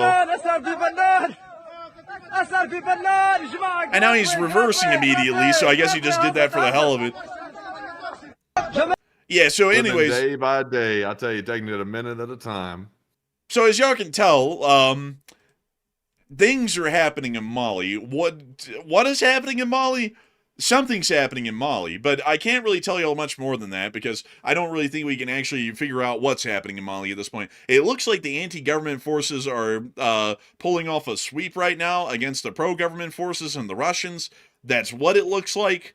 But beyond that, that's about all we can say at this point, because I'm sure that y'all are watching the clips as well, and I really can't make sense out of it at all, because every single clip, instead of it being like, you know, from like the Middle East for the most part, where there's something clearly happening, or from like Ukraine where something is clearly happening, meanwhile in Mali it's just it's like, man, I don't know what to make of this. Oh man, I think it's just for the love of the game at this point. Like there's no real sense or organization or anything inside of Mali. It's just, you know, it's just I think it's like loose factions really. It's like it's really not any command structure, it seems. Yeah, man, bro. Every single fighter in Mali is just the Houthi spokesperson, man. They just go around everywhere going, "Man, we've taken Kidar, we take to the base from Kidar, lost them on, man, we take it to the air, we're gonna be moving to the next town now. We're gonna be moving to the next town, we're gonna be able to clear it out, we're gonna be in a lot of stick bar." It's like, I don't know what to make sense of this. It's like I can't even analyze this stuff. Like I just kind of know that they shot down a helicopter. A whole bunch of Russians were killed in that, and the Russians fled Kedar base today. That's all we actually know with any certainty at this point, coming out of this whole situation. Anything else, it's up to guessing at this point. But moving us on out of Mali and the entirety of the Middle East, it is now time for us to get to the little bit of news we had out of the United States, and then also the Ukraine war, which we've hardly been able to get to over the course of the night. But before we get to that, I do have to say that we are massively appreciative of so many of y'all being here so far tonight. It has been an absolute honor and a pleasure to be able to cover this news for all of y'all. And at the peak tonight, we had 18,000 people here, and 90,000 people have been here over the course of the first hour and 20 minutes. And to thank you all greatly for that, we have to cover the fundraiser, because the fundraiser is actually sitting at $1,300 raised for Razom for Ukraine. Holy moly! That is over halfway to the fundraiser goal of $2,500. And that means that we're getting on up there. Here soon, folks, we might just hit that $2,500 goal. And so, Matthew, please tell us, who are those top donors so far that we can thank, along with everyone else that we certainly can't call out, because we wish we could call out all of y'all, that have supported this fundraiser to get it to where it is and to achieve the feat that we're seeing right now.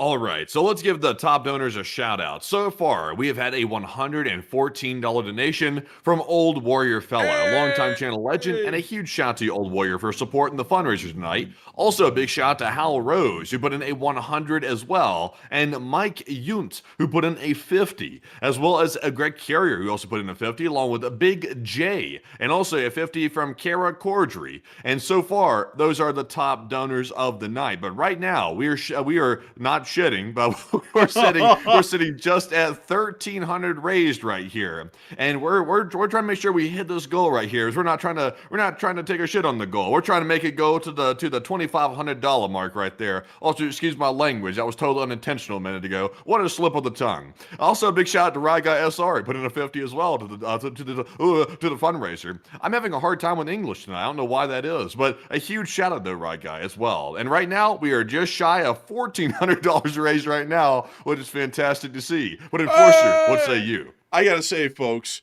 it's absolutely crazy. And don't worry, Matthew. At the beginning of the stream, I mixed up Hezbollah and Lebanon, and I almost said Lesbla. Lesbla. Yeah, I almost said that like on air. Man, I sat there and said, man, today we've been able to hear the Israeli forces are engaging Lesbla. I was like, Hezbollah, like in Lebanon. For me, that's like I was thinking Hezbollah in Lebanon. And yeah, I think y'all can kind of see where you can meld those words together and get Lesbla out of it. But outside of that, I mean, tonight has been a night of a lack of English, at least for me. I've been having a tough time with English myself. myself. But I gotta give a humongous shout out to everyone who has been supporting this fundraiser so far, all of the top donors and the folks that we weren't able to call out, because each and every single one of y'all are making your mark and making your difference here on this fundraiser. The fundraisers for the Ukrainian nonprofits are a huge and significant one. They are helping out a nation that has been embattled for over 4 years at this point to be able to try and make it through another week, and to be able to see that the Ukrainian government is able to focus its efforts and its resources more towards fighting the war than trying to focus on the rear lines. That's what we support through nonprofits like Razum for Ukraine. And I gotta say that is an absolutely incredible and amazing thing to see that so many of y'all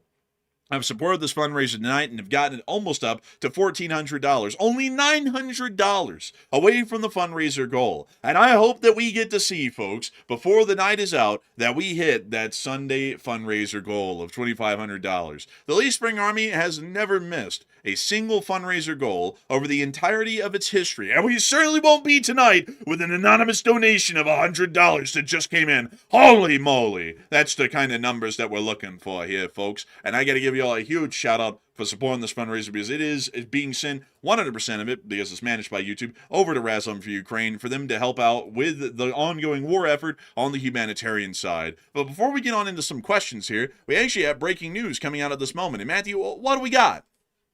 All right, so go ahead and pull up Flight Radar 24, by the way. You might be able to see this on the live radar, but we are seeing in a Twitter post from Ocean Defender, it looks like the U.S. Air Force is currently running a train to the Middle East. That is, of course.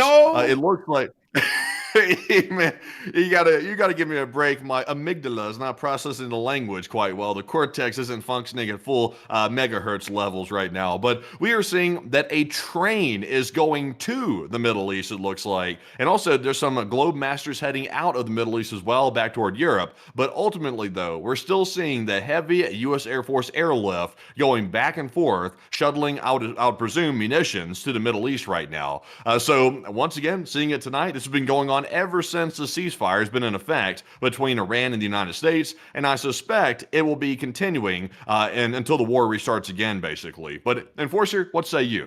All I gotta say is, all aboard! Oh man, running a train. That's something new right there. Well, they will eventually. Once the U.S. finds their balls again, they'll be running a train on Iran. They will, actually. It's coming soon. Oh, look at this, man. An Egyptian government 747. I didn't even know they had one. What do they need that for? Is Egyptian it for stuff. the military? They just label it government? I maybe that's like the Egyptian Air Force One. It's kind of crazy to have a 747.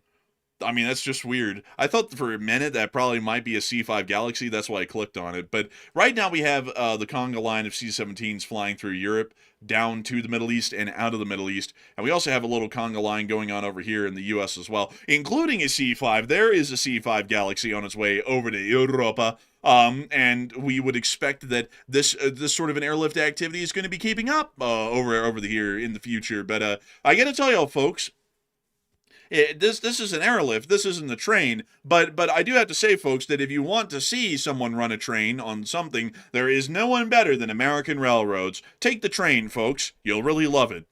Chris's mom did. But anyways, with that, I hope that does address that the best we can, and quite an interesting development, to say the least. More airlifts. And I would hope that we eventually see something come out of these at some point in the future. Oh, what's this? Oh, wow. An Israeli Sikorsky S-70, A-55 Yonshuf 3. Wow. How big is that? I don't even know. I don't even know. That's so neat, though. Wow, that's incredible. What's this? Oh, it's a Triton. Wow. Overlord 1. Wow, that's the most Call of Duty call sign I've ever seen in real life. Something else. What do we have down here? Oh, another C-17 flying out of Qatar. And what do we have around the rest of the world? Oh, what is up with all the flights out here? What's going on out here? Huh. Sure is a lot of flights going on. What's going on down here in the Philippines? Oh, that's just training flights, of course. Anything going on in the States?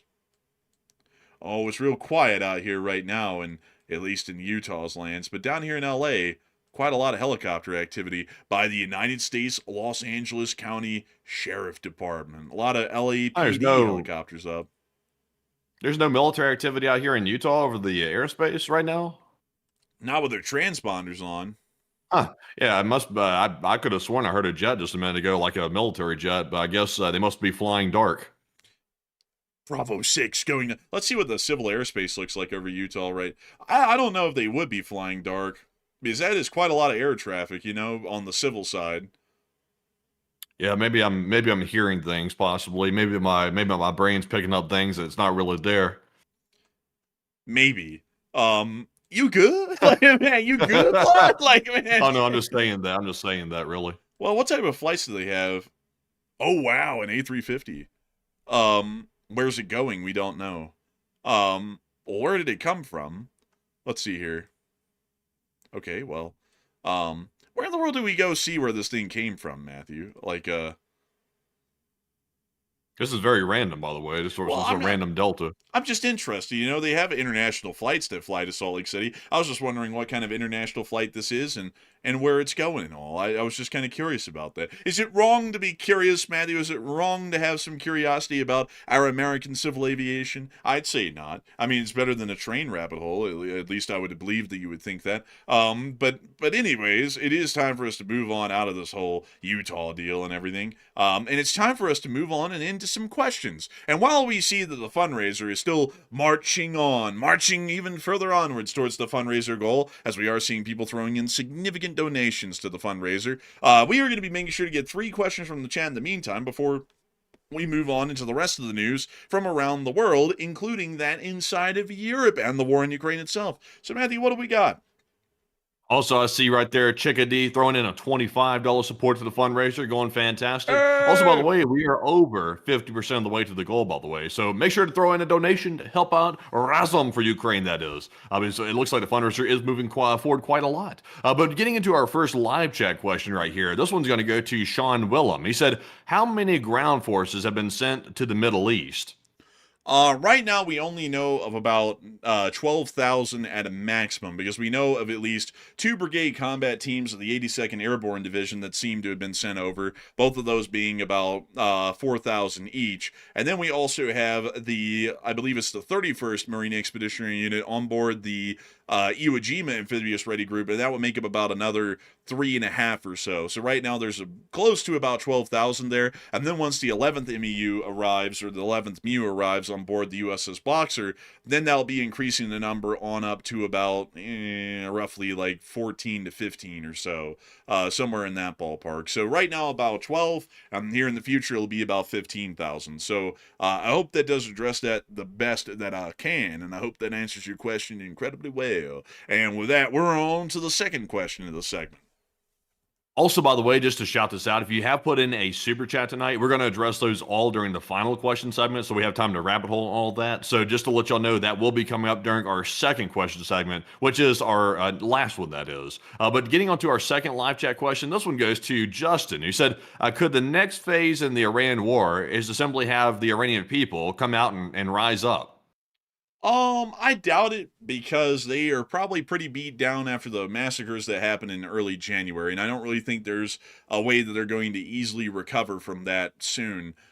So I would generally doubt it for the most part, in my opinion, at this point. Like, if that's a part of a plan, that's a part of the plan that'll never materialize, and the plan will fail at large as a result of that failure in the planning. So I hope that it's addressed that the best I can. And with that, we're on to the last question of the segment, and then we're going to be moving on to the rest of the news from around the world. All right, and this one right here is going to go to none other than Steven, who said, did you hear about the Bravely U.S. destroyer hit by 5 drones, allegedly? No, because that did not happen. So I hope that does address it the best I can. And with that, it is time for us to move on and into the rest of the news, as we were able to hear out of Washington, D.C. today that apparently the President of the United States stated that, I don't want to reveal this, but I'm indeed in talks with him, as in Putin. Okay. Let's hope that we don't try and sell out the Ukrainians. Moving us on out of that, and I also have to say, folks, that's kind of a little interesting to basically admit that you're hiding, significant talks or something from the U.S. public and everyone else in the world, just for the hell of it. It's a little weird, but you know. Oh, the government does that all the time. They don't always tell everybody about all the talks they're having. And also considering that public sentiment on that's not very positive, I would imagine that, they probably wouldn't want to publicize that very much. Well, then, well, you would generally think if it's that unpopular, they just wouldn't do it at all because nothing good would come out of it if the public doesn't like Russia that much. But I mean, y'all know what the running trend is these days, folks. It's treat our allies like crap and then let's treat our enemies like friends. Because that's really taking the whole keep your friends close but your enemies closer thing literally. Which a lot of people really don't understand what that's supposed to mean. They think it actually means that you're supposed to treat your allies like crap and your enemies like they're truly friends. But what that means is that you treat your friends well, but you make your enemies think that you're treating them well, but in reality, you're getting ready to shove a dagger in their back. That's what that phrase really is supposed to mean in its actual historical context, but that context has been lost to memory and history for most people. But moving us on from that, we'd love to know the president has good running friendships. It's time for us to move on into the United Kingdom of Great Britain and Northern Ireland, as a significant explosion has occurred today at the Royal Air Force Base, RAF Fairford. We can actually see a clip of it right here. You can only show a snippet. Ah, well, there is our snippet. But it appears that this fire was quite significant and large, and spontaneously combusted on the area of the Royal Air Force Base of Fairford, which you can see right here. This Royal Air Force Base has supported the operations of US B-1 Lancers for some time during the Operation Epic Fury, and we believe that some B-1 Lancers may still be here at this moment in time right now. You can actually see what appears to be a 737 sitting on this road right here. That's rather odd. On top of a tree line even. But it looks like the fire has happened somewhere within the base facilities here on the northern end of the complex, and the video was filmed most likely around this main road here, or somewhere on the service road, which is Ohio Avenue. Outside of that, we don't really have a lot more information, and we also do not know if the B-1 Lancers were still at this facility when this fire broke out today. All we know is that the fire was fairly large. It appears to have been some sort of a spontaneous combustion that led to the fire. And that's about all the information that we have on that situation at the moment. But moving us on out of that and on into the rest of the news that we have from around the world, we have also been able to see some significant developments that have happened inside of the war in Ukraine, the Rossiyskyi Federatsyi, believe it. As we move on into the area of Yaroslavl, we were able to see that there was some more attacks that happened today on the refinery of all things.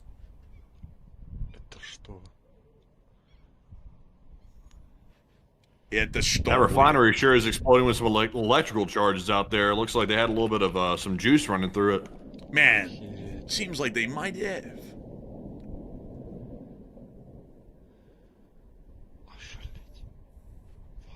We see some air Also, defense. look at that the gesture put in a 50 right there. Look at that. Hey! And we're now up to $1,800 raised, getting very close to that goal. I think we're like 30% of the way to go.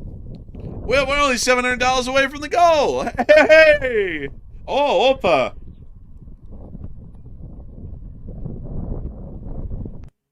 Well, looks like we're keeping them busy up there at Yaroslavl. We also got to see here as well, the Ukrainian General Staff reported that the strike on the Yaroslavl oil refinery was a major success, and they also hit 2 military trains that occupied Donetsk, and they also hit a Kosta 21E1 radar in Melitopol and a Pantsir S1 in Mariupol. So the report from the Ukrainian General Staff was incredibly positive on the culmination of the damage from the drone strikes that happened just recently. Moving us on out of that news and on into the area of the port of Tuapse, we've also gotten some information today, folks, that has given us an idea of the scale of destruction. These are all of the oil tanks that are at the Tuapse fuel depot and oil refinery. And here are the following color codes. Green means that the tanks were not damaged at all. Yellow means that they were damaged to some extent. And red means that they were destroyed. From what we understand, 52% of all of the fuel tanks at Tuapse were destroyed in a singular attack. This usually requires that a drone hits each individual tank to be able to rupture them and set them on fire, and it does appear that, goodness gracious, this thing is burning quite badly, with 52% of the facility destroyed, another 9% damaged, and only 39% of the facility remaining intact in its original condition. That is what we describe as total damage to an oil facility. We've actually not seen damage that has been this total on any oil facility in Russia so far over the whole of the war that has amounted to more than 50% damage. This is actually one of the first, which is wildly impressive for the Ukrainians, and also showing that their attack abilities are massively increasing in the kind of damage that they're able to inflict, even using dozens of drones to be able to get this kind of a damage rate on that facility. Moving us on out to WAPS, the Ukrainian Armed Forces also confirmed that they did attack the Russian Federation inside of Sevastopol last night. And we actually were able to see some stills from their drone cameras showing that they hit another MiG-31 at the Belbek Air Base north of Sevastopol, and they also hit a couple of Russian vessels that were within the port as well, some remnants of the Black Sea Fleet that had been left behind. And we actually were able to get a little bit of detail on the vessels that were directly hit. And to go through them, oh boy, that looks great. But to go through them, from what we understand, these are the vessels that were hit. This appears to be a Alligator-class landing ship that was hit, or a Rapucha-class landing ship that was hit. We can also see an Alligator-class landing ship that was also hit, and we can also see what I believe is a minesweeper, if I'm not mistaken, and also the MiG-31 that were directly hit like we saw on the drone cameras just a second ago. This attack was actually quite significant, and does appear to have caused a great deal of additional damage to the support and auxiliary forces of the Russian Navy that were still based out of Sevastopol, although most of the combat forces and the combat power of the Russian Navy, has actually been relocated to the Vostochny Rayon inside of Novorossiysk. So, quite a significant amount of damage to say the least. But a lot of people are currently talking at this point, folks, right now, about that fire at the RAF Fairford. And a lot of people are talking about what it was. Was it sabotage by the Iranians or the Russians? Or was it an accident? And Matthew, what are people thinking about that? And what are you thinking about that as well?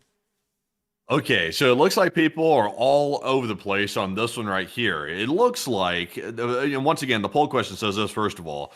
We did see the major fire erupted RAF Fairford, which is apparently housing some U.S. Air Force bombers that will be striking Iran again in the near future. So what do you think was the cause? 36% said it sounds like an accident, while 27% said it sounds like Iranian sabotage, and 22% said it sounded like Russian sabotage. So it's kind of hard to say, really, because the Russians are trying to mess with Britain quite a lot. They're currently calling the naval bluff right now in the English Channel. They're calling that situation. And also, Russia is generally trying to mess with Britain quite a bit. So it could be them. But also at the same time, though, since this housed U.S. Air Force bombers for the Iranian strikes, it could likely be Iranian as well. It could be either one. But to me, it seems a little bit too coincidental to be just a mere accident. So I'm going to be either it's Iranian or Russian. It's one or the other. But Enforcer, what say you? I didn't say that I think it's most likely an accident. Accidents do happen from time to time, and it might just be that there was some sort of an accident or some sort of a fault that happened at RAF Fairford that led to the fire that happened at the base. So I'd have to be with the 35%. But moving us on out of that and on into the war in Ukraine itself, we've also been able to get some very interesting updates today in our location unknowns. We were able to see what can only be described as a clown car group of Russians making their way into a building today in an unknown area of the front. Then, not long after, a Ukrainian drone flew into that building and appears to have leveled it. Damn, yeah, I think they leveled it. They took the roof out. They took the whole thing out. It's gone. Also, I think that Michael Bay must have been the one running that drone because there was an exorbitant amount of fire that came from that explosion, of which I do not know how to explain. I mean, like it's like a propane tank was in the building and went off when the drone exploded. I don't even know how to explain that one, but I don't think they made it out. I don't think they did. Also, by the way, I got some news right here. It looks like Iran's foreign minister has just landed in St. Petersburg, Russia, apparently ahead of talks with Vladimir Putin. So it looks like Iran's top foreign leader right now is currently in Russia, about to meet with Putin. So that's quite interesting in the midst of alleged U.S. peace talks. That is very interesting. We'll have to keep an eye on that one. We've also been able to see the Russian casualty report over the past 24 hours as well. And we have been able to see that according to Misty, Keeper of the Records, 2,229 drones shot down is the 11th highest daily loss, and 76 artillery pieces ranks as the 13th highest. Over the course of the past 24 hours, we were able to see that 960 Russian soldiers were wounded and killed over the past 24 hours, along with 5 APCs, 160 supply trucks, 76 artillery systems, 2,229 drones, 30 cruise missiles, and 1 artillery piece. So all in all, a pretty good day. Moving us on out of the casualty report and on up into the area along the Kharkiv border with the Russian Federation, some Russian forces trying to cross the border today in the Zeleny, which is a small village directly along the border, and the Ukrainians in the Sky Monsters unit were able to repel them, so aptly named. There's the Russians. There are those white blobs right there moving down the screen. And we now see them dropping bomblets on top of them. This is what they call border denial. They call it denying the border. They said secure the border, and Ukraine said, "We'll do it, sir. We'll do it. We'll secure that border like you've never seen before. That there's no need for a wall. We have soldiers." The wall just got 10 feet taller. Oh, my heavens! Oh. I think those were some backpacks and equipment. But moving us on up into the area of Kupiansk, we also were able to see the Russians losing a 2A-36 Hyacinth B artillery piece. There it is. These are also called the Hyacinth B. And there it is, Bliet. It's like watching a slideshow. And here comes the drone. To hit it and blow it up. To send it back to where it belongs.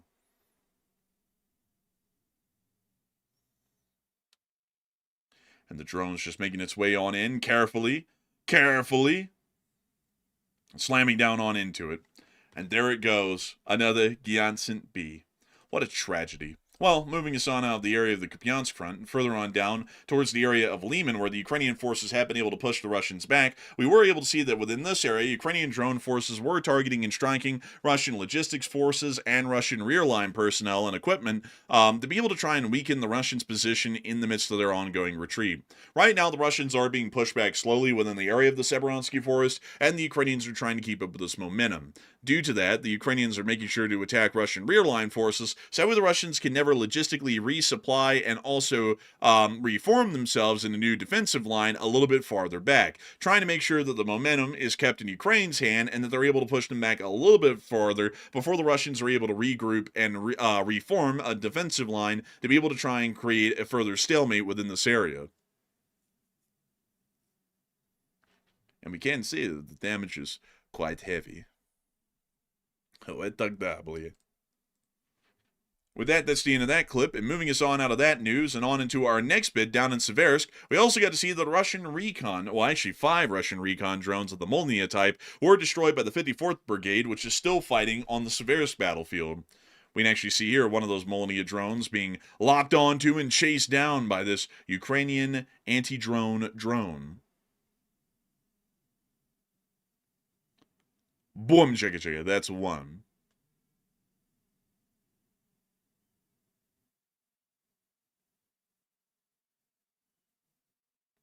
We see them getting hit a second time here. And Nicholas Condor just threw the 250. Nicholas Condor coming in with the 250 right there. Nicholas Condor has brought the fundraiser up to almost $2,100 raised, by the way. It's $400 away from the goal. Hey, we're getting close. We're getting close, folks. We're getting there. We're about to hit that fundraising goal tonight. Hell in a high water. I was getting a little bit concerned there that we might not. But nevertheless, the LSA is going to pull us through and get us on to that $2,500 goal.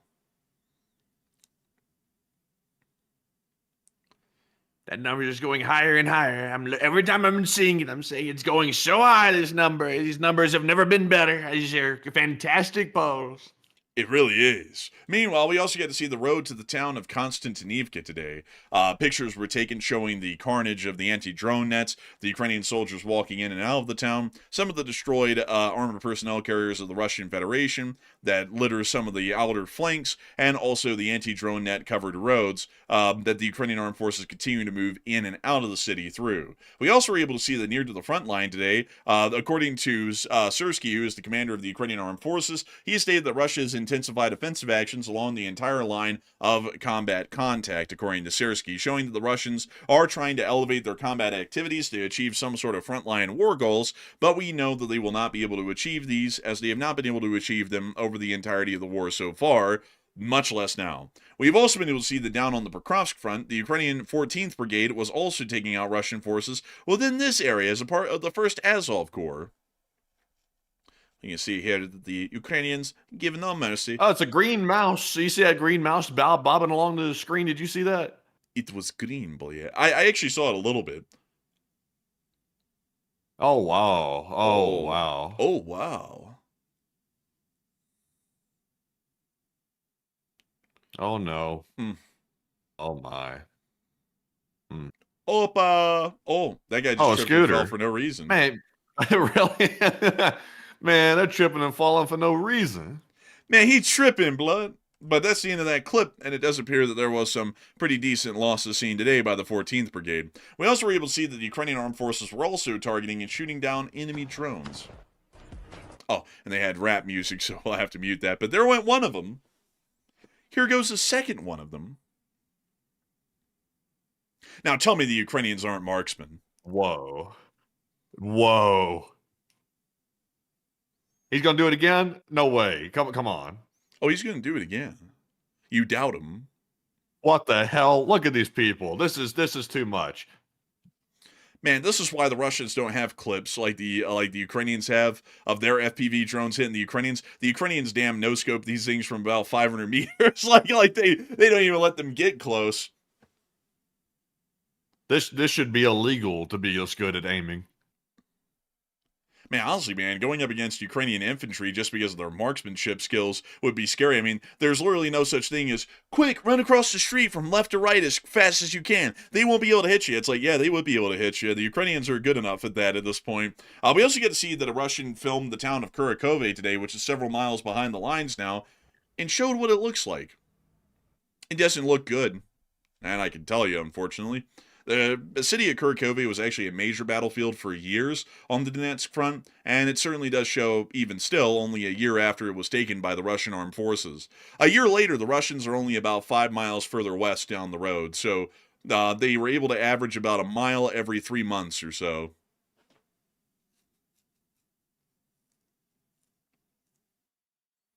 You see them walking through the ruined buildings, just generally giving you an idea of what the Russian liberation of Ukraine looks like. Doesn't look like a liberation to me. It looks like subjugation and destruction.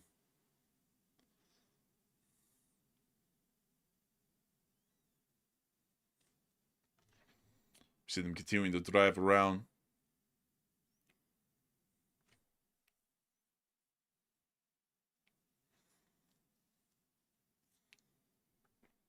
And generally, that's the end of the clip, but still showing the kind of destruction the Russians leave behind in some of these places along the front. We also were able to see that down on the southern front in Zaporizhia, the Ukrainian armed forces of the 33rd Assault Regiment were also targeting and destroying Russian infantry positions.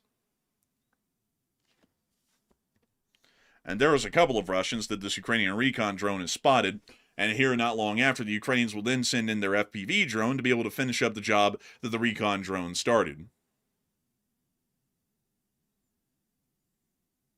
We now see the drone go into the bunker and clear it out, effectively.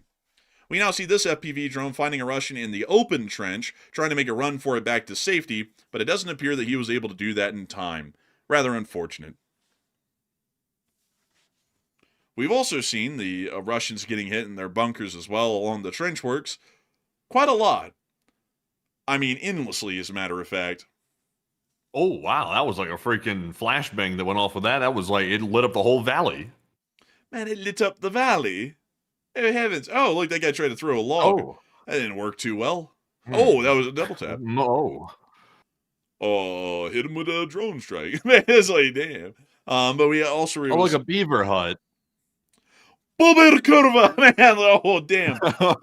oh, my goodness, the Bobers. Man, the Bobers. It's Bober. Bobbers. Man, he said that Bober. Man, he's really running out. Them damn Bobers. Running up and stealing my logs. We're also able to see them hitting them on the run. And that's the end of the clip right there. And moving us on out of that clip and on into Kherson, we also were able to see that in the Oleski area, the 34th Marine Brigade was also able to hit and destroy Russian forces in the town of Oleski. And we see the drone lining up for its hit inside this building. And while we actually watch this video here of the Ukrainians continuing to strike Russian forces here near the city of Kherson or along the Dnieper River on the Kherson front, a lot of people have been hearing that the Ukrainian armed forces have reported of the intensified Russian ground operations along the entirety of the front lines. And a lot of people are wondering what's going to be happening as a result of these actions by the Russians, considering that the Ukrainians generally have the advantage along most areas of the front and have been able to slowly push the Russians back over the past few months. And Matthew, what are people thinking about that right now, and what are you thinking about it as well? Okay, so now that we're hearing that apparently Russia has decided to start a new offensive, it sounds like, along the entire front, it does not appear to be localized. It appears to be just generalized offensive operations. What do you think is going to happen? 45% said Ukraine will keep gaining ground and they won't be stopped. 30% said it will probably become a stalemate again, where neither side's really making progress. And 18% said Russia will probably regain some ground, but not very much. And I would say, at the worst case scenario, it might become a stalemate again, but Ukraine was gaining ground and they were still apparently actively gaining ground the last time I heard. So I mean, unless this Russian offensive is like unusually large or something, which right now does not appear to be, it appears to be just normal offensive operations, then I would say most likely Ukraine will keep gaining some ground at a very slow pace. But once again, Russia's strategy is still the meat grinder. So they're going to keep throwing guys at the situation, hoping that something changes. And so far, the Russians are getting picked off like no tomorrow for the most part. In fact, I just heard, let me go grab the number real quick. I just heard a new report that just came out saying about the drone casualties.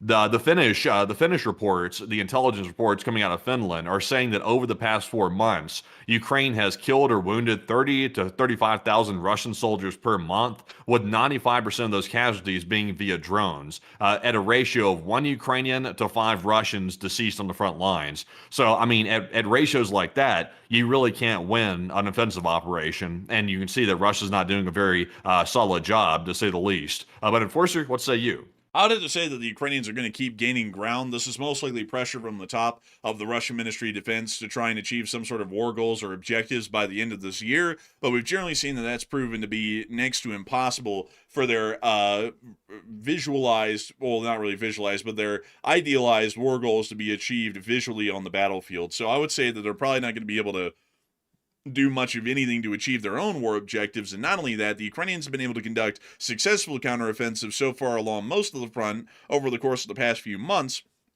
and appear to not be seen that their momentum is being challenged in any significant way. So for that reason, I would generally have to say, and I generally have to believe, that the Russian Federation is going to continue to lose ground at the hands of the armed forces of Ukraine over the foreseeable future of this conflict. But with that in mind, folks, with that analysis and that poll out of the way, we have actually covered the last clip of news for the entirety of the world over the course of this day. And we're about to be moving on into the second segment of this stream, to where we get to talk to each and every single one of y'all. And that is the question segment. It is an absolute blast, and I got to say that we're entirely honored to know that 100,000 people have been here with us over the 2 hours of news that we've had to cover, and also we are incredibly close to the fundraiser goal. We are only $300 away from the fundraiser goal, and I hope that we can hit it, because we have never missed, as the Lee Spring Army, a single fundraiser goal over the entirety of the history of the Lee Spring Army. And I would love to see that we're able to surpass the fundraiser goal tonight, and once again hit another fundraiser goal to make sure that the LSA's winning streak is never defeated. And so with that, it is time for us to move on into the questions. We'll be able to talk about literally anything and everything except for religion, politics, climate change, and whether or not the A-10 is relevant in modern warfare. And so Matthew, what do we got? All right, so in the meantime, jumping into our final question segment of the night, it's time to get into some of our super chats, live chats, and Morse code decoders of the night. But starting off first, though, with our Morse code decoders, we did have tonight Paul, Kevin, Mason, Joni, Norm, Arabelle, Roy Fluffiness, Kush, Kovateric, Sire, and Brian. They said the Morse says, what can we say? The Middle East is the Middle East, so war is a guarantee. LLT, LSA. And And that's the sound of money. Y'all got the dead on the nail. That was the Morse code message of the night. I got to congratulate y'all greatly in the Lee Spring Army Seminole Corps for getting that correct time and time again, because y'all are always showing that no matter what, y'all always get that correct. It's really an impressive and amazing thing to see. And so with that, a humongous shout out to y'all once again in the Lee Springer Seminole Corps. And we are only $250 away from the fundraiser goal. We are so close. We're so close at this point that it's within our grasp. It's within our clutches, I tell you. And I cannot wait. I cannot wait to see when we hit that fundraising goal. And so with that, I hope that does address that well. And with that, it's time for us to get on and into the questions as we count down the minutes and we count down the dollars until the fundraiser goal has been hit. And I see that Matthew's just invoked it, or at least requested to invoke an ancient rite here on this channel. Oh my goodness. Urban Herbal threw an 123. Holy moly. Whoa. Oh, whoa! It's getting very close. I think we're about $150 away now. But I mean, a general order that might be all it takes. You know what, folks? We're gonna do it. We haven't done one in a couple of months, but right now, folks, we're gonna call up a order. We're calling up a general order. If you have $5 to throw into this fundraiser and you want to, throw it in right now so that way we can try and hit the fundraiser goal and surpass $2,500 raised. If everyone who considers himself a member of the Lee Spring Army that has the ability to donate throws in a $5 donation, we can definitely surpass the fundraiser goal of $2,500. So hopefully we'll be able to see that fundraiser goal is hit, and I really do, folks, hope to see that we hit the goal! We hit the goal! It's hit! Whoa, Jaga Igor! Yeah, I tell you what, man, that was quick as hell. That was literally instant right there. Look at that, literally instant. We did it. We hit the fundraising goal, everybody. Yippee! And I got to give a huge shout out to everybody who has been here and a part of the Lee Spring Army tonight for once again rallying around and supporting the fundraiser, because it is an absolutely incredible one for none other than Razom for Ukraine that is helping to save lives inside of Ukraine. We thank you all incredibly for supporting this fundraiser. And in honor of y'all, we are going to be making sure to shout out all of those top donors that we've had between the last segment and this one. So Matthew, what do we got? All right, so right now the fundraiser is still going wild, by the way. The general order is still taking effect, it looks like. We're now at $2,700 raised of the $2,500 goal, so fantastic to see. But in the meantime, though, to call off the rest of the top donors of the night, we did have a $250 from Nicholas Condor, as well as a $150 from Jimmel, as well as a $50 from the Jester of Woe, and a $50 from Patrick Chapdelaine, as well as a $150 from B. Woodward, and a $123 from Urban Rebel, who just threw that in a moment ago. And right now, the fundraiser is just shy of $2,750 raised, which is fantastic to see once again. And Enforcer, what say you? I gotta say a humongous shout out to everybody who supported the fundraiser tonight, whether it be hundreds of dollars or a couple of dollars. Each and every single one of y'all is doing your part and making your mark on changing the stories that we report on around the world to be just a little bit more positive than they could be. And I've got to thank you all massively for supporting these fundraisers, because if it wasn't for each and every single one of y'all, we wouldn't be able to make these fundraisers possible, and we wouldn't be able to hit fundraiser goals time and time again over the course of 4 straight years. So humongous congrats to each and every single one of y'all once again. And with that, it is time for us, in honor of every single one of y'all who have once again blown this fundraiser out of the water, to get to some questions, to be able to get to chit chat with as many of y'all as we can. So Matthew, what do we got? Also, by the way, a big shout out to JS Ghost, who threw in a 50. I think he might have come through anonymous, but a huge shout out to JS Ghost for throwing in a 50 as well. And we are just shy of $2,800 raised right now. But in the meantime, though, while the fundraiser keeps rolling along, we're going to jump into our super chats and then our live chat questions. And starting off with our first one here, we had a $50 super chat from Nathan Day. And thank you very much, Nathan, for that generous support. And we do appreciate that very, very much. And it does not appear he left a comment, though, but we do appreciate that. And Enforcer, what say you? And I gotta say a huge thanks to you for supporting Nathan Day and helping this channel to keep on running, even on a Sunday fundraiser night, because folks like you help us be able to keep our lights on, pay the bills, and keep this thing rolling. So a huge thanks to you so much once again, and with that, we're on to the next one.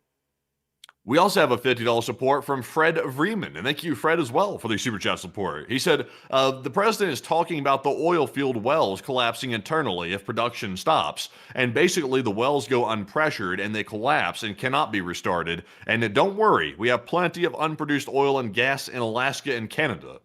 I thank you for the support, and that is true, but generally we won't have to worry about that in the United States. We would just have to worry about that over in the Middle East, which is also why there needs to be some more pressure being put on reopening the strait because, the damage is only growing and amalgamating further as we continue to keep or allow the strait to be closed by the Iranians at this point. But I do thank you incredibly for the support and helping this channel to keep running, and I hope that does address that well. And with that, we are on to the next one.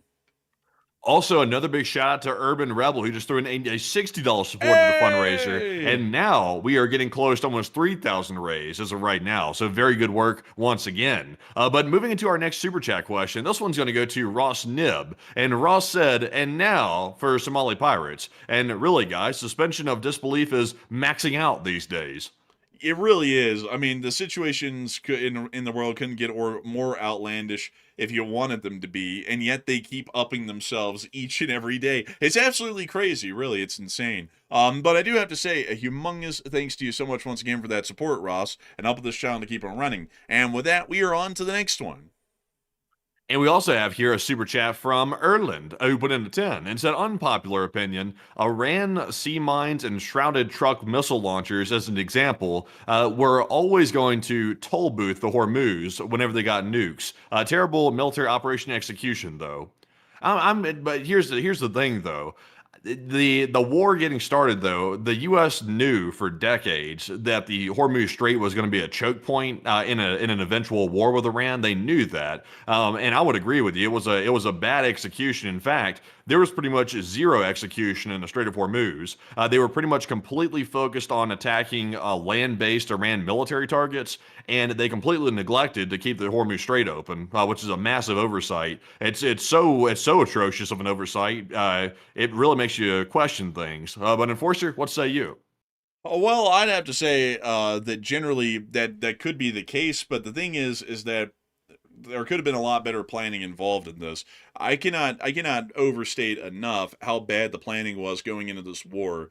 And of course, people are going to straw man the shit out of that to make it sound like I'm saying that the armed forces suck. And those people, they're just going to get banned. I'm not even going to explain why, because if they don't get it, then they will never get it. But outside of that, this war was absolutely planned horrendously by the President of the United States and all of the other top officials, the civilian officials that actually were in charge of the planning from what we can tell, because this war has been absolutely botched at this point. It should have been an easy one to fight if we had actually fought it properly. There would have been a little bit of a challenge in the Hormuz at the start, but it wouldn't have been absolutely hopeless and dire like it is right now. And what's even crazier is that the situation has become hopeless and dire, and instead of trying to battle as hard as we can to fix the situation, we're just allowing it to get worse, and we're sitting on top of it every day like a powder keg waiting to explode. So I do thank you for the support and helping the channel to keep on running, and I hope that has addressed it the best I can. But generally, we could have fought this war a whole lot better, and it was fought quite poorly. Well, not really fought poorly, but more so planned for poorly and then fought well.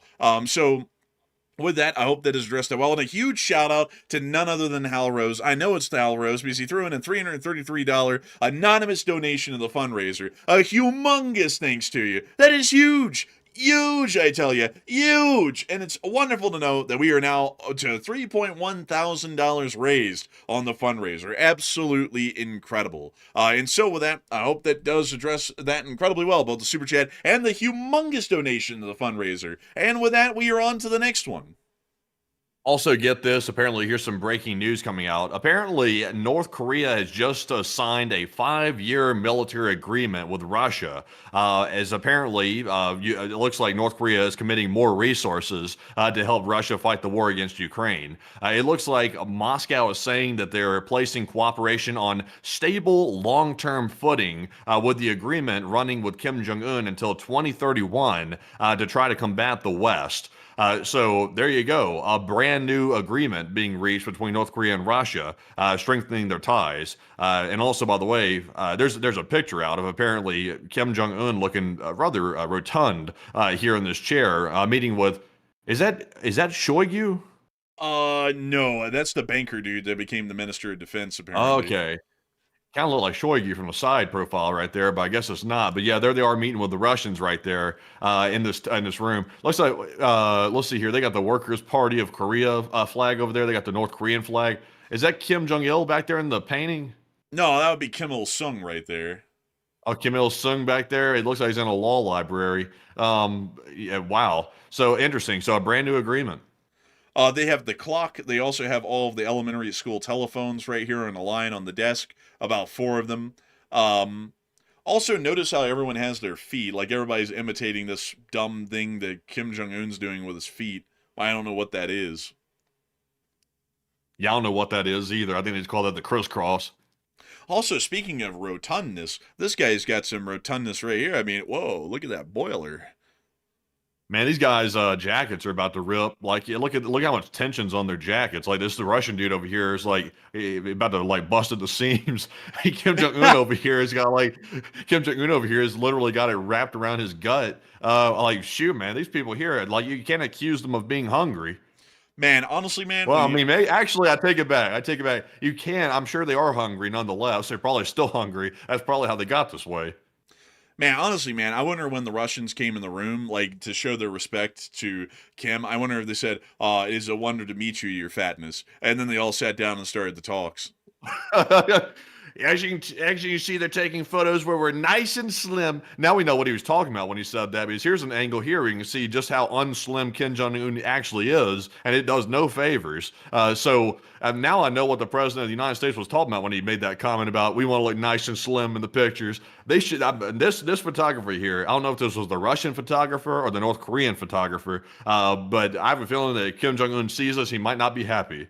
Man, I heard, man, that when they take pictures of Kim Jong-un, they take him vertical from the front, and then when they get a side profile of him, they have to take it horizontal because he's so fat they have to get the whole of him in the picture. Man, I tell you what, this is a doozy. Here you got to bring your wide angle lens for him. Man, you know what's also interesting, man, is to balance out the weight distribution on the table, they had to put all 4 of these guys on the left just to try and make sure that the table doesn't tip over when he leans onto it. I mean, that's really fat right there. I mean, that's rough. He needs to get on like an Atkins diet or something like that. He needs a little something. I don't think he's going to adhere to it, though. Man, Kim Il-sung is back there trying to get down the 12-step diet plan for Kim Jong-un in the past in that painting. He's writing, only eat 2,200 calories a day. Like, he's like writing down stuff like that. Do not eat nothing but carbs. Eat meats or something along those lines. Also, man, this office is drab, really. I mean, like, just nothing but wood and white carpets and upholstery. And that's it. Yeah, just nothing but that. It's just real drab and real dreary, kind of like communism. Man, really commie of them. But anyways, with that breaking news out of the way, it's now time for us to move on and into the rest of the questions. So, Matthew, what do we got? So our next one goes to Acute Darkness, and thank you very much, Acute Darkness, for that $5 super chat, and we do appreciate that very much as well. We also have a 5 from Tulsa Tater, who said, "Good evening, Enforcers, and hello, LSA, Slav Ukraine, and here's a Costco chicken from Tulsa, Oklahoma."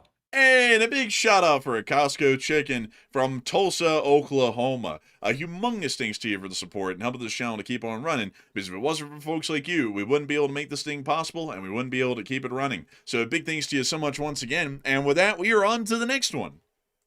We also have a 5 from Erland, who said, "Enforcer Matt," wait. Excuse me. Goodness, I felt it coming 5 seconds, and I had a little bit of a pre-warning. But back to Erland's super chat here. Also, excuse me, by the way. Erland said, "Enforcer Matt, whether Russia or Iran, will the peace-mongering end? When will the peace-mongering end?" I don't really know. Yeah, we all want peace. I think that's something we can all agree on. We love peace, but at the same time, though, we don't want peace at the expense of bending to dictators. We don't want that. So if someone is spitting in our face, meaning spitting in the United States face, we don't want to say, we're begging for a deal, because we're not begging for anything. We prefer peace, but as the old saying goes, speak softly and carry a big stick. Sometimes it's time to wield the big stick. And I think these days, it might be time to give some of these countries a reminder that it's not a free-for-all out here. There are consequences. But Enforcer, what say you? I would absolutely agree with that. And a huge thanks to you for support. And with that, we're on to the next one. We also have a 2 from Erlen yet again, who said, you wouldn't download a cargo ship. No, you wouldn't. No, you wouldn't. That's absolutely correct. You're absolutely right on that. You don't download them. So a big thanks to you for supporting that with this channel and keep them running. And with that, we're on to the next one. We also have a 5 from Rock Girl, and thank you very much, Rock Girl, for that $5 support, and we do appreciate that as well. We also have a 2 from Erlen, who said, oh no, not more peace talks. Oh boy, I agree. I know, right? Like, not more of them, please. I beg of it. I beg for them to end and for us to just get back to what we know we have to do. But with that, a big thanks to you once again for the support, and we're on to the next one. We also have here a 2 from Erlen yet again, who said, it's amazing what a 1 to 3 drone ratio does. It really is amazing, honestly. It's a really impressive kind of a thing. Watching the Ukrainians just leveling the Russians like that on the daily. It's something else. And I got to say, humongous thanks to you so much once again for that support. I hope that has addressed that well. And with that, we are on to the next one. And I'll be down. It's Duncan VR with a 25 Australian. He's there. Look at him. Look at him. Look at him with that smiley face right there, pulling back the profile picture holder. Look at him. Look at him. And then, thank you, Duncan, for that support. He said, Baba Moo Ruff. Sir, why is it called the Black Sea? It's because the water is all topped up with oil. It's good to dip it with the chicken. I say, what say the health minister? We don't have a minister of health, but if we did, he would be a great guy, I assure you. We pick the best people. We find them from the craziest places. Nobody ever thought to look under rocks to find these people, and I know where to look, under the biggest rocks. But what say you? Hello, everyone. It's your health secretary coming back down from the great lands of Boston and Rhode Island and Chen. I grew up around Nantucket. I'm a part of the famous Kennedy family. And speaking of Kennedys, we all know about that wonderful fried chicken. It's delicious. We absolutely love it. One time I found a dead chicken on the side of the road, and I took it back home to my fryer, and I dropped it in there, all the feathers attached and everything. Yeah, I've had a fried feather before. It's so good. But a big thanks to you for the support. You know, I heard a story in the fake news media. I heard it myself. I said, you're disgraceful. You're a disaster. You're a complete disaster. You should be ashamed of yourself. You're just a real rotten bastard. They say a bastard. Have you ever heard that word? It's called bastard. That's what they are. That's what they are in the mainstream. It's lamestream media. That's what they call it. Turn off the cameras. Turn them off. You don't want to see this. This gets too much truth. It's like Truth Social. Go to my site. Anyways, though, it's something crazy. You got to think about it. You got to think about it when people say stuff like that.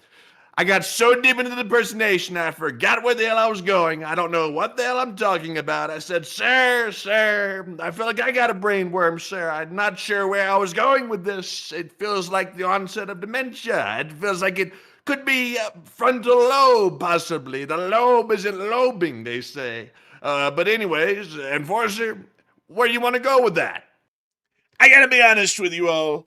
It's really stupid for someone to sit there and ask me about the manifesto that some crazy guy wrote that attacked the correspondence dinner last night. What kind of stupidity is that to ask me about what the guy wrote? Real idiots, honestly, like to ask me about the guy's motivations and what he wrote down.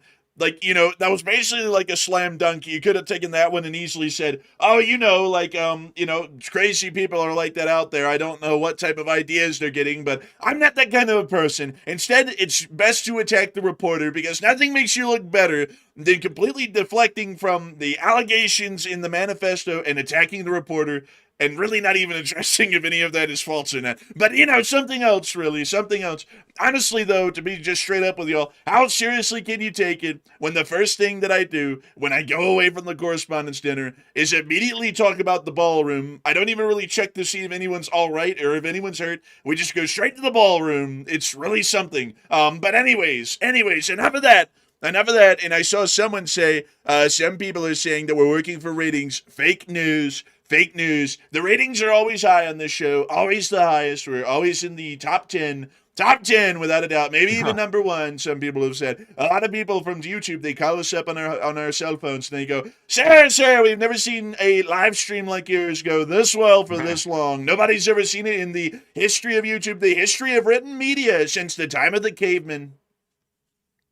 You know, it's really crazy. Speaking of that thing that happened yesterday, by the way, since you kind of mentioned it right there, that I heard a story that apparently, at least according to the reports out there, they had less security than usual at this event with the White House Correspondents' Dinner. That's what they're claiming, at least. I don't know if it's true, but that's what they're claiming out there. They're saying that apparently it was less Secret Service than usual, which is kind of odd.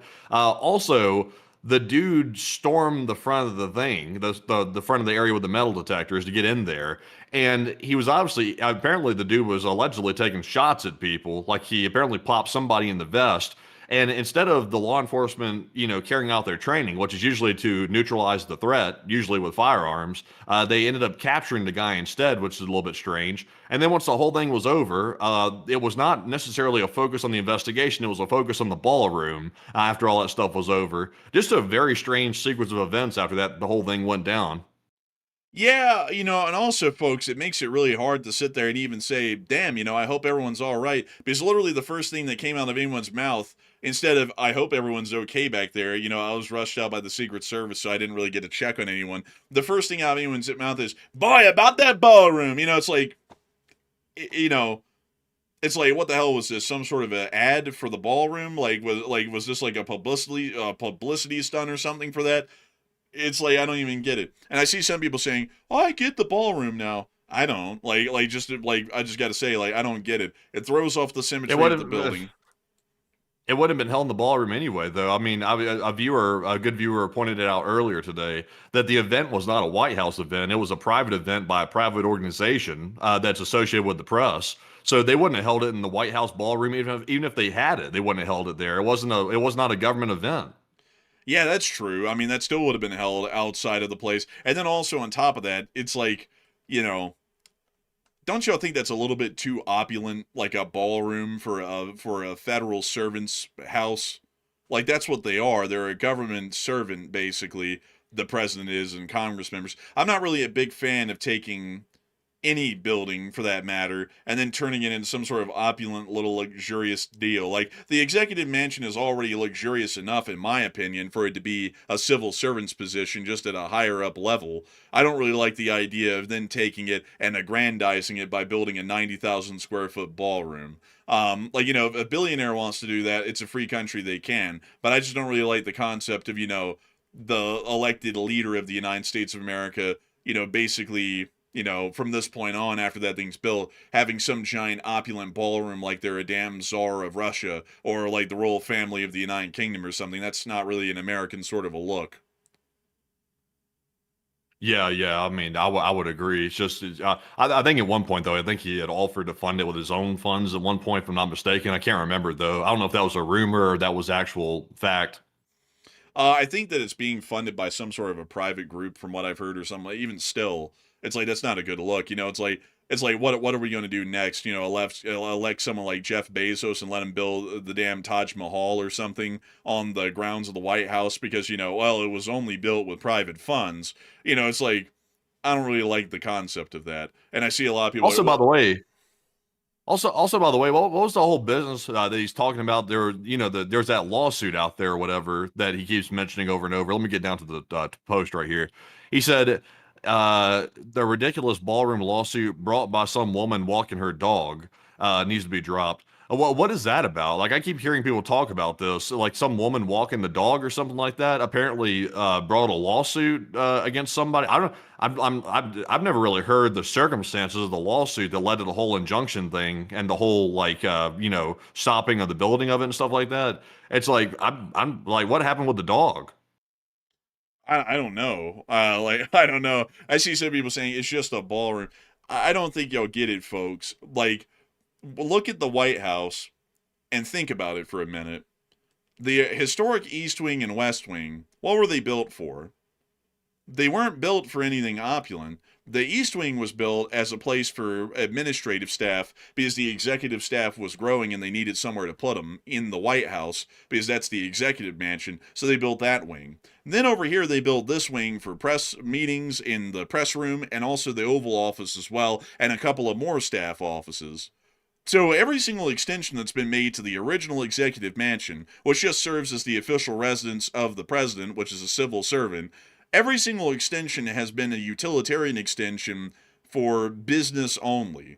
So it seems a little bit stupid to me to take that whole concept of the federal building, which is the executive mansion, which is supposed to be just generally for the president to reside in, to conduct his official duties, and then also for the executive staff to work out of, and that's it. And then take it and destroy an entire office wing and then build a ballroom on it. Like, that doesn't really make a lot of sense to me because it's Yeah. really removing the utilitarian concept of working for the people and more so making it a party house at this point for whoever gets elected as the president.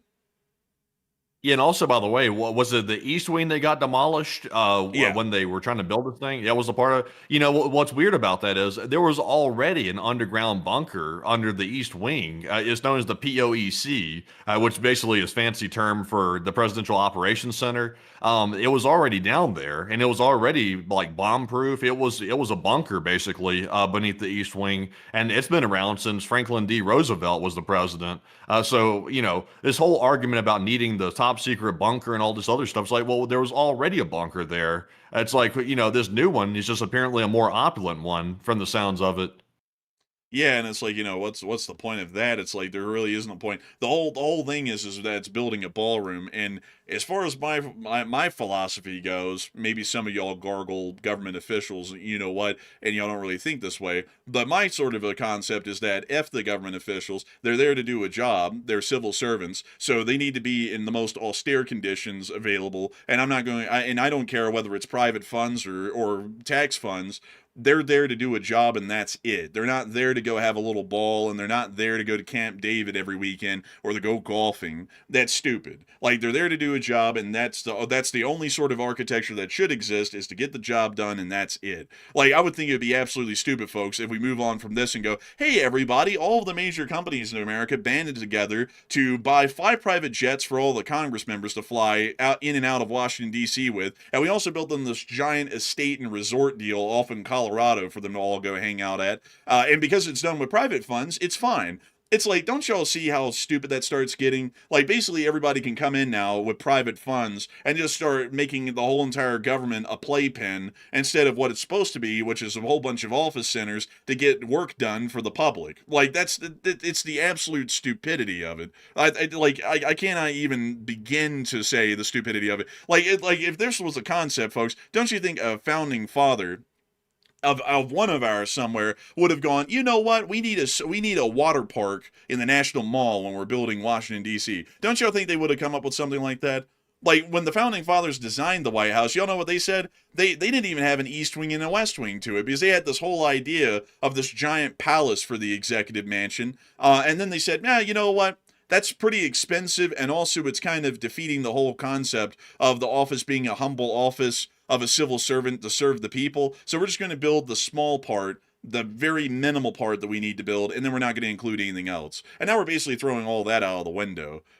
So, it is what it is, I suppose. But I'm not really a big fan of making government offices cushy and enjoyable. It's supposed to be there. It's supposed to be utilitarian for a job to be done, and that's it. Some people are saying that's political. If you take that to be political, folks, I don't know what to tell you. I mean, like, I would have said this no matter what what the president was. I think these sorts of concepts of making the office a cushy one is goofy. But anyways, with that, we're on to the next one.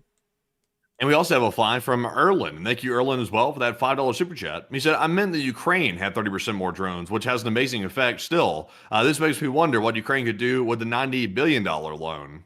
And it really does make you wonder. I bet they'll be able to do a whole load, really. And so with that, I hope that does address that well. And we are on to the next one. So now it's time for some live chat questions from the audience. And starting off with our first one here, this one is going to go to Justin, who said, will current activities by Somali pirates require U.S. naval intervention? It won't really necessarily require U.S. naval intervention, but it probably would be I would say it'd be pretty prudent at this point, because we need to make sure that the shipping lanes in this area remain under the best control that we can possibly afford it. So with that, I hope that has addressed that well. And with that, we are on to the next one. We also have a live chat question from Zachary, who said, guys, could we be buying time to let the U.S. forces excavate the tunnels to potentially go in and try to exfil the uranium? I would doubt it, because those tunnels are probably going to stay buried for the larger part well on into the future, because they're still going to be scared that there could be a resumption of warlike activities. So I hope that has addressed that the best I can. And with that, we are on to the next one. We also have a question here from Sergio, who said, "Oh, isn't Iran having internal fighting, and attacking them now may reunite them under a common enemy? And could that be why the U.S. is holding off?" Now, I think Iran is having internal fighting, by the way. I think that's pretty clear at this point that they're having some internal power struggle within their government. But the catch is this, though. It's not like a power struggle between two different factions where one wants to be friends with the United States and the other one wants to take down the United States. They both hate the United States. It's just that one's more hardline than the other. So it's not going to be game-changing for U.S. talks, just because, even if the Iranian faction that's more talkative, even if they take charge, it's still not going to go the U.S.'s way, even at that. So there's no need in waiting. I mean, either one that has power is going to be trouble. So we got to deal with them either way, at least in my opinion. But Enforcer, what say you? I would have to say that it's. I would agree with Enforcer Man on that. It's not going to go our way no matter what. So at this point, we ought to just conduct military actions to force open the strait. So I hope that does address that well. And also, by the way, just to address this really quickly, because of course, these days, whenever you bring up anything, folks, that's just a set rule, in my opinion, like we shouldn't be making the office look luxurious, then people have to come in, oh, but when the Democrats, is like, who the hell mentioned anything about them? I didn't like it when they did it either. What the hell made you think that I like that? I don't think that any money should be spent on their enjoyment whatsoever. I don't get it. Like, I don't get it across the board. That's literally what I was saying. And people these days in this country, like, I'll tell y'all, folks, I'm going to tell you my honest opinion. At some point, I kind of almost give up these days, and I just kind of say the country's almost doomed, because people are so... Like they've almost been like zapped electrically in the head to where they can't think straight anymore. Because I say something across the board, like, I don't like spending any money, whether it be private funds or tax dollars, on making the president's life or a congress member's life more enjoyable in their official capacity, because I think that it is going against the austere principles of this country for elected officials. And then people, oh, he's saying this about the current guy, so clearly he loves it when the left did it. It's like, no, I don't like it when anyone does it. That was the whole point of what I was saying. And so I don't even know where the hell people are getting that idea from, because I don't like it when anybody did it. I don't like, hell, I'll be honest with you, I don't even like the whole Rose Garden thing. It's like, why the hell are these people enjoying the office? Like, shouldn't they be getting enjoyment out of serving the people? What the hell does a Rose Garden or a basketball court or a ballroom got to do with anything? Like, none of this should exist. It ought to just be the bare minimum. It ought to look visually pleasing to the public. That's it. And the job ought to be done. And that's all. That's my whole logic behind it. If they wanted to be luxurious, then they shouldn't have become the president. They shouldn't have become a senator or a representative. But anyways, with that, we're on to the next one. All right, and our next question here is going to go to none other than Coca-Cola Mandate, who said, is the real problem the speedboats themselves, or the command and control and logistics that enable swarming? And does targeting those systems change the escalation risk? I would say that the real problem is really more so just the speedboat swarms themselves, because they have a fairly large number of speedboats and crews to man them and operate them. And so it's just the sheer number of them that we would have to deal with. It would be dealable, and we would be able to eventually destroy all of them. It's just that it would take time. And during that time, they would still pose a pretty significant threat to any vessels within the strait, because they would be taking off from launching points that are so close to our warships that the reaction time would be fairly small, generally for the vessels and even for the aircraft that may be providing an air escort. So I hope that does address that the best I can. Good question, by the way. And with that, we are on to the next one. And our next one here is going to go to, from the live chat, Connecticut, who said, did you hear about the new war about to start with Nepal and Zimbabwe? No. Like, that one would be beyond my radar at the moment. So I hope that does address that well. And with that, we're on to the next one. And this one's going to go to Tinker, who said, my question is, what are they hiding under that brand new ballroom that they're trying to build? Well, they're actually not hiding it, actually. The U.S. president actually kind of said what was under it. Let me go grab his post. Let's see here. So he said here, let's see, let me get to the part where he says what it is. So he said they need to have a secure, large-scale meeting place or ballroom with one with bomb shelters, one with a state-of-the-art hospital, medical facilities, protective partitioning, top-secret military installation structures and equipment, protective missile-resistant steel columns, roofs, and beams, drone-proof ceilings and roofs, military-grade venting and ballistic and blast-proof glass. Let's see here. It needs to be a magnificent space. So that's a lot of stuff, by the way. That's sounds expensive, but that's generally what they're doing. They're apparently building some type of bunker with like a command post underneath the actual ballroom itself, which is nothing too crazy because the East Wing already had that. So it sounds like they're simply upgrading it for the most part. So that's what's going to be underneath it. It's basically a presidential bunker, basically. But Enforcer, what say you? And that's pretty much what it is. And so with that, we're on to the next one. We also have a question from Good Oxygen, who said, I have heard that Utahns like to drink lots of soda. Is that true? Yes, that is very true. They have so many soda shops out here that literally just sell soda. It's unbelievable. It's because of the whole Mormon deal that goes on out here. They can't drink, I think it's like caffeinated beverages or something like that, or hot drinks or something. So they all gravitate to soda to be able to try and get like a fix of some sort. So that's why the soda shops are such a big thing out here. I was actually listening before we went on air today, a little bit earlier before I started to work on putting together this whole thing today.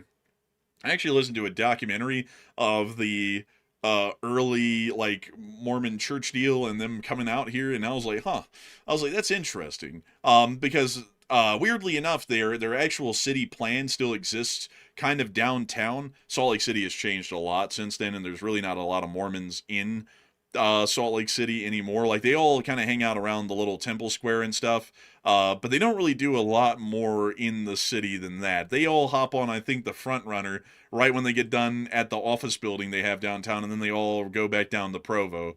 Because I hardly ever see Mormons up here in the Salt Lake City area. But outside of that, they're quite interesting. Like, they were actually the ones who laid out the block system downtown, which is unlike any other block system in the nation, because they use 660 foot by 660 foot city blocks, which are different than the 660 foot by 220 foot blocks that you would see in a place like New York City and elsewhere. Their blocks are more so rectangular. The ones out here in Salt Lake City and most cities in Utah, because their original bone structure was actually made by the Mormons, actually use these mega city squares, which were supposed to be able to fit small farms inside of them. That's why they're that big. So a really weird sort of a holdover. Honestly, though, I kind of like the city blocks downtown because they're pretty big. They basically fit like a little city within each block. So it's a pretty cool little deal with that. But anyways, with that, I hope that does address that the best I can. And with that, we are on to the next one. And our next one here is going to go to Transit Man. He said, do you think that the way the U.S. handled the Strait of Hormuz might be intentional because of NATO not cooperating with the United States? I think that I don't think it was intentional. I think it was accidental because the president largely stated in one press conference that he only expected the war to last for 3 days and it would be over with a U.S. victory. And so I think that this was completely accidental and there was no plan for this to happen. So I hope that has addressed that the best I can. And with that, we're on to the next one. All right, and our next one here is going to go to none other than Justin, who said, is the Ford going to head home soon? And any word that you've heard? I haven't heard any word that it's going to be coming back soon, and I think they're still going to be continuing a fairly long deployment. It's the longest one since 1964 at this point, and we might see that here in the future. It might end up becoming one of the longest deployments since the Second World War. But I hope that is addressed that the best I can, and with that, we are on to the next one. We also have one from Mr. Stevenson, and he said the Iranian economy was already collapsing before the war started, so why not 3 days from now? Well, the catch is this, though. The Iranian economy was struggling. That is true. Also, they were having the water crisis. That was going on. They were also having the air quality crisis, which had literally just set in right before the war started really horribly. So they were having literally like a trifecta of perfect crises all at once. And then the war got started. And then they pretty much forgot all that other stuff and just started fighting the war. So you say, why not 3 days from now? I would say this. If the Iranians are still able to export any type of oil, they're able to keep their government running because the Iranians really weren't providing anything for the civilians in the first place. They were simply using that money to prop up the regime, and that was it. And they're not operating like America, where America offers social services and stuff like that. The Iranian government operates where the regime pretty much gets everything, and everybody else is left for dead, for the most part. So the regime will stay alive. That's what I'm really focused on. But Enforcer, what say you? Generally, we would get some sort of indication that they're their economy would implode within the next 3 days. Like, for example, in Russia, a company does like mass layoffs and whatnot, and that gives us an idea their economy is doing pretty badly. Right now, we have no touch points like that in Iran to show that that's going to be happening. And not only that, blockades historically, no matter how bad an economy is off at that moment, generally takes years to be able to take any significant effect. It would completely upend the order of things that a blockade could completely destroy a country in a matter of a few weeks. And if you don't believe me right now, that's fine. I mean, this is one that we can literally watch play out. So here's the bet. I would assume, I'm D. Stevenson. In the next 72 hours, either you're going to end up being right and Iran's economy is going to implode, and I'll be wrong and I'll say that on air, or it's not going to implode within the next 3 days, which I'm pretty certain that it won't, and then I'll be the one who's correct. Because right now, there's no way that the situation can go from it's not great in Iran to every single company in Iran has folded and they've entered an economic depression in 72 hours. There's no way that a blockade, which is a very passive form of economic punishment that takes years to amalgamate damage, could inflict that much damage within the next 72 hours. We haven't even seen it hardly inflict any damage on the Iranian economy for the first week and a half that it's been running. So why in the world would it go from hardly noticeable damage on Iran's economy within a week and a half to it's going to be irreparable nation collapsing damage within the next 72 hours. That's just accelerating the damage rate with no visible change in the situation that would cause that. So I hope that does address that the best I can. And also, on top of that, since you've asked that question, now we can see in the next 72 hours, are they going to collapse or not? I'm assuming you're saying yes, and I'm saying no. And we'll see who's right in 3 days from now. So that would be Wednesday. So when we go live on Wednesday night, we'll see if they've economically imploded or not. So with that, we are on to the next one. And our next question goes to Ashley Redmond, who said, I have a question for you both. Can you tell us your favorite classic muscle cars? Rabbit hole, if you like. And I'll be honest, I'm not a huge fan of American muscle cars. I guess if I had to pick one, there is a pretty cool one out there. It's the dual split window Corvettes that the astronauts used to drive around in. Those are pretty cool, I will admit. I think I don't know if they call it the port window or what they call that. Somebody can let me know that's more familiar with it. Those are pretty cool. And they let all the NASA astronauts have them. Yeah, there it is right there, the Stingray split window coupe. That's pretty cool looking. I will say for a classic American, that's pretty cool. But was that considered muscle? I don't know, actually. Yeah, I don't know if that was considered muscle or sports car. I think this might have been more sports car than muscle, I think. But also, I will say this. I'm generally a big classic car fan of European style cars. The BMW E30 M3, which was the first generation of M3, that is classic. Very honestly looks kind of Slavic actually if you go look at it. The E30 M3, if you can pull that one up real quick. Let's get a little profile picture of this thing. There it is, that red one. Go click on that. Not this thing. Somebody put some bad aftermarket. There we go. If your boy could pick one car, it would be this one right here. You'd see me rolling around town in this thing right here. This is a classic, a very cool one right here. A more luxurious looking classic car that looks pretty cool is a Mercedes 300 SL.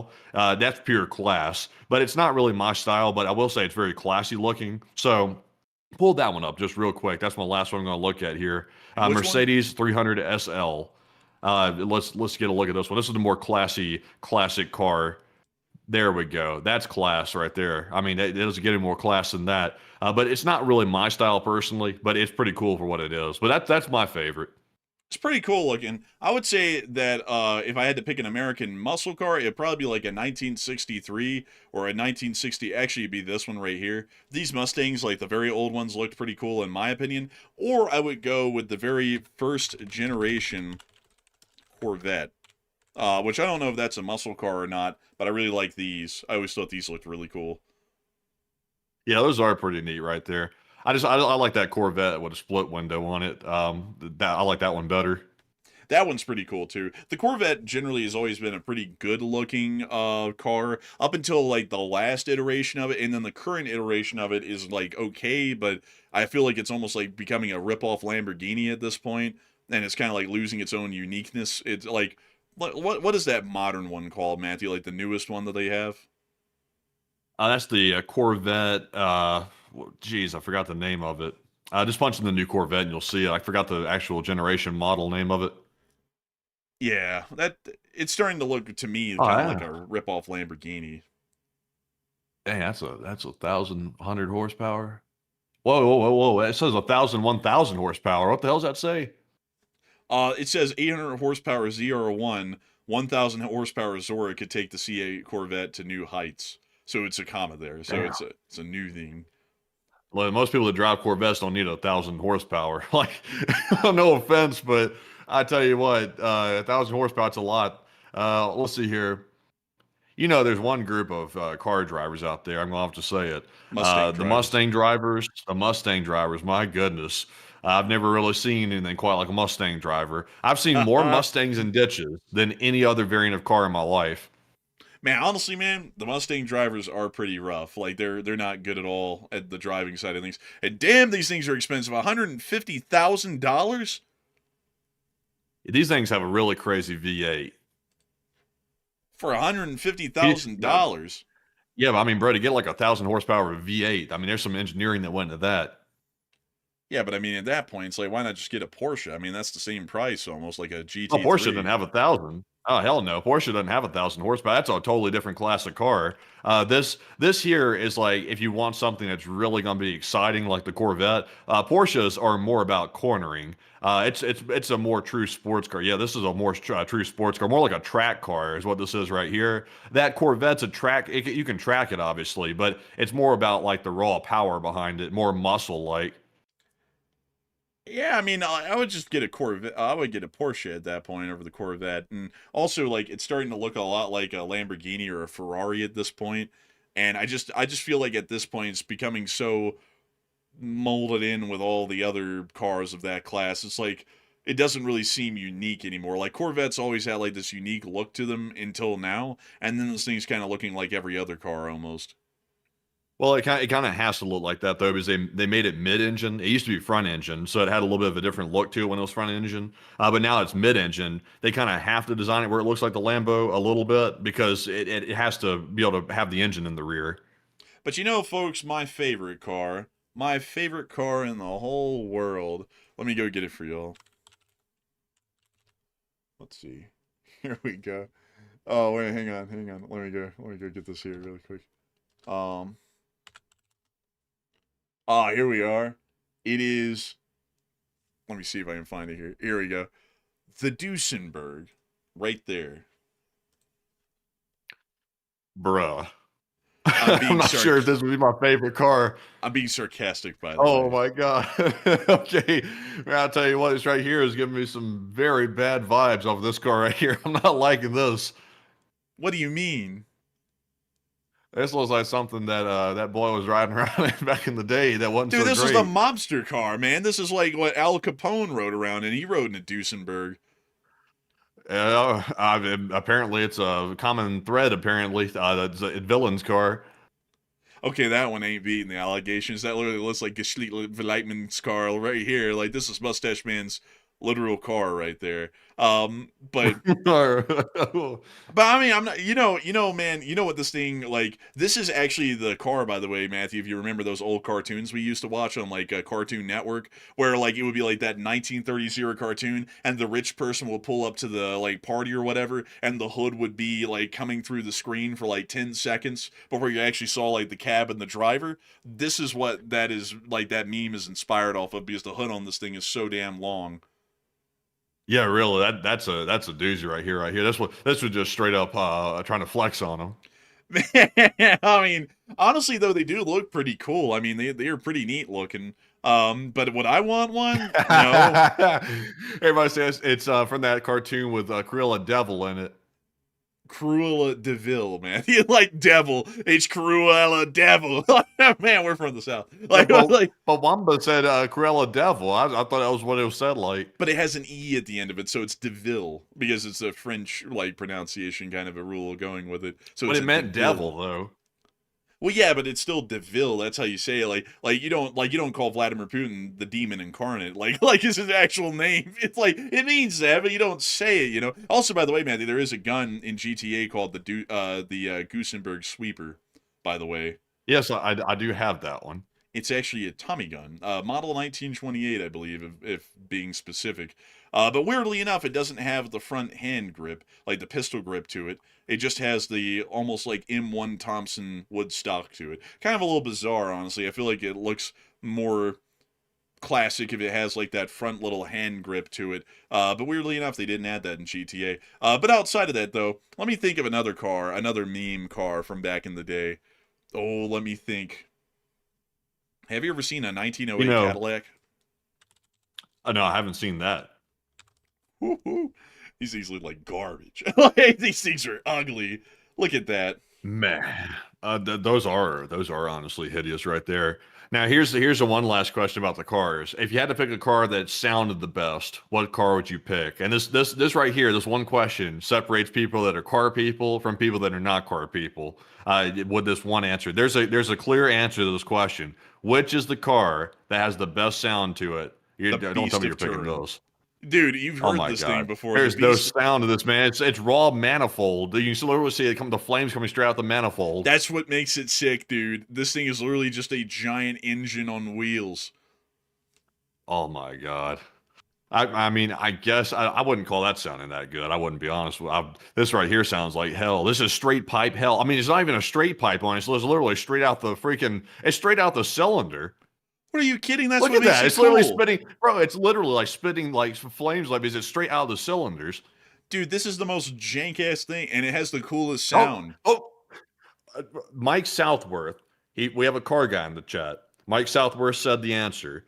The best sounding car of all time that most people won't get unless they're a car person is the Lexus LFA. The exhaust in this car right here, by the way, I'm sure most people haven't heard about it unless they're car people. This was a one-off car that Lexus made back in the day. I think it was 2011, I think, if I'm not mistaken. This thing right here had a V10, if I'm not mistaken, as well. And the exhaust was tuned by Yamaha, which they also make instruments, so they know how to make it sound really good. This thing had a fantastic sound. Like, it was like otherworldly, like the sound out of that exhaust out of this car right here. I never heard anything like it. Like, this thing is truly remarkable for the sound of it. Also, by the way, folks, because I think some people have never heard the Beast of Turn before, I'm actually going to pull up a clip off the side so that way we're not showing it on air for the copyright reasons. And I'm just going to play a little clip of the audio of this thing going by at full speed so that way y'all can hear it. Because when y'all hear it, folks, I think you're going to like it. So here we go. Here's a little clip of the sound of the thing. Here it comes.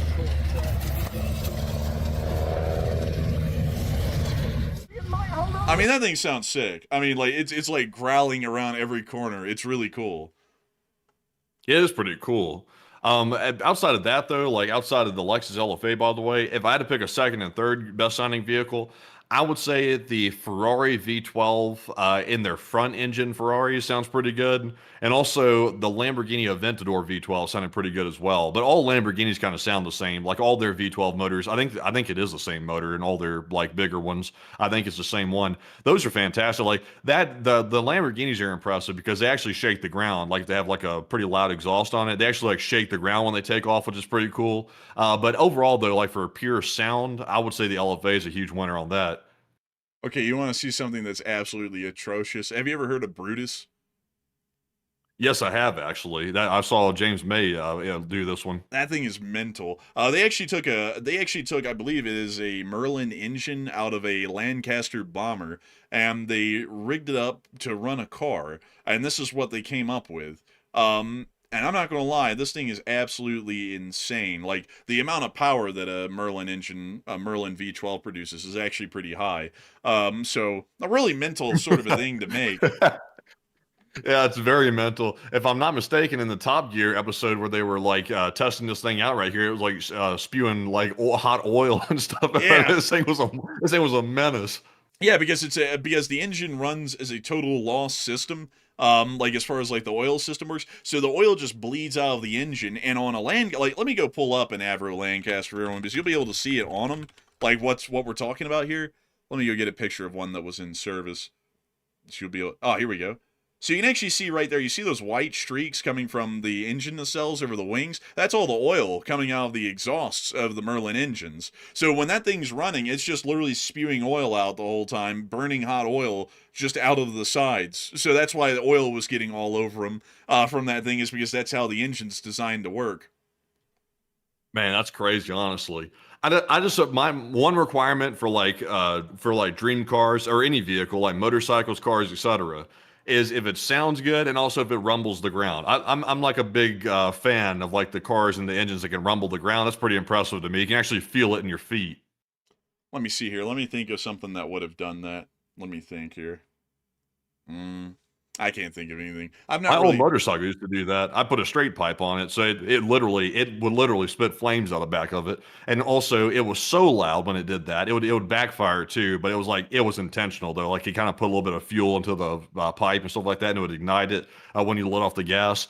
It was so loud, it sounded like gunshots. Like when it would do that, it was insane. Like when you would really get on that throttle on that motorcycle I used to have, like it was a FZ10, and it was insane. Like how loud that thing was.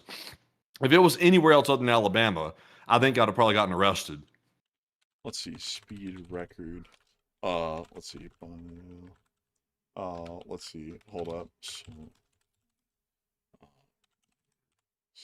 Let me go pull this up here really quickly. I'm trying to find that thing that guy drove. Which one was it, Matthew? It was that one that guy brought over from Australia, and he ran it out on the Bonneville Salt Flats, and I forgot what the thing is called.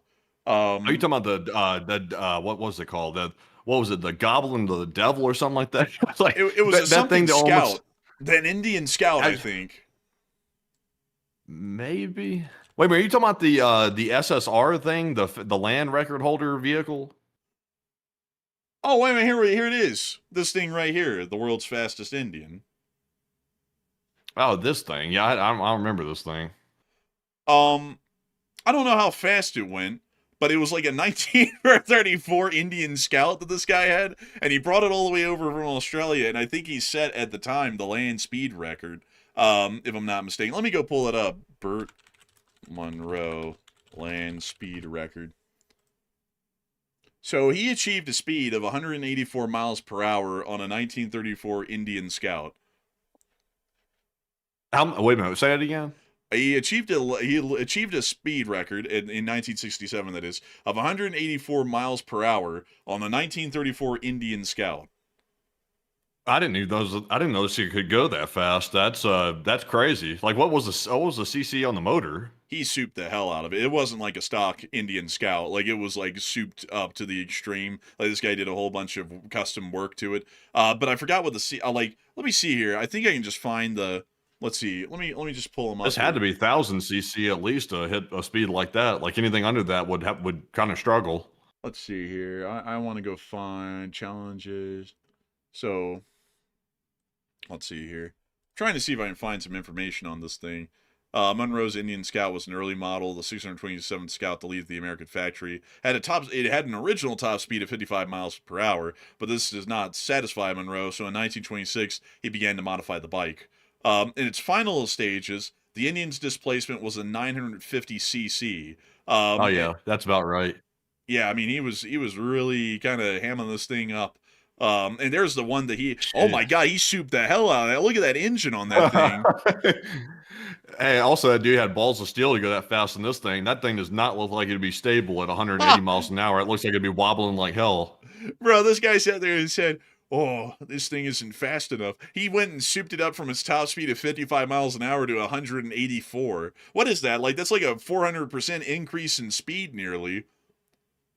Yeah, and really the speed increase doesn't match the engine displacement size increase either. If it was 650 cc to start with, then he upgraded it to 950 cc. It's like, that doesn't, I mean, that dude must have been hauling ass and like pushing this thing to the limit or something. He must have been redlining it the whole way. It's like, that's not that big of an increase of engine size. Yeah, that's mental. Let's see here.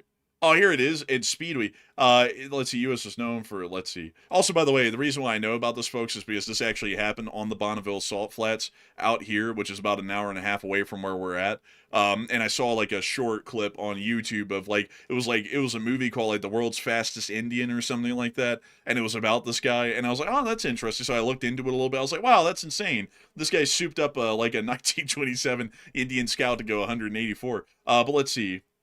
Monroe traveled to Bonneville 14 times, the first 3 times for sightseeing purposes. In the 9 times he raced at Bonneville, Monroe set 3 world speed records in 62, 66, and 67. He also qualified at over 200 miles per hour, but that was an unofficial run and was not counted. Damn, he got that thing up to 200.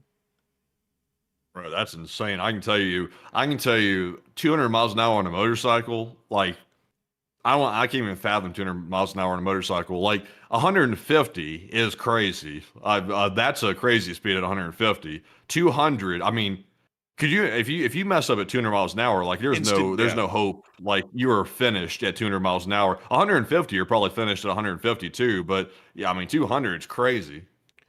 Dang, dude, that's it. That's insane, man. He went over 200 on that thing, and apparently, man, like he raced it like bare naked like that, and then he went and apparently put, from what I was just reading there, well, you know, like naked as in like there's no like streamlining on it, but then he put that on it and then rode it, and then he got up to like the speed record that he got of like 185. So he actually streamlined the thing to get a little bit of extra speed out of it.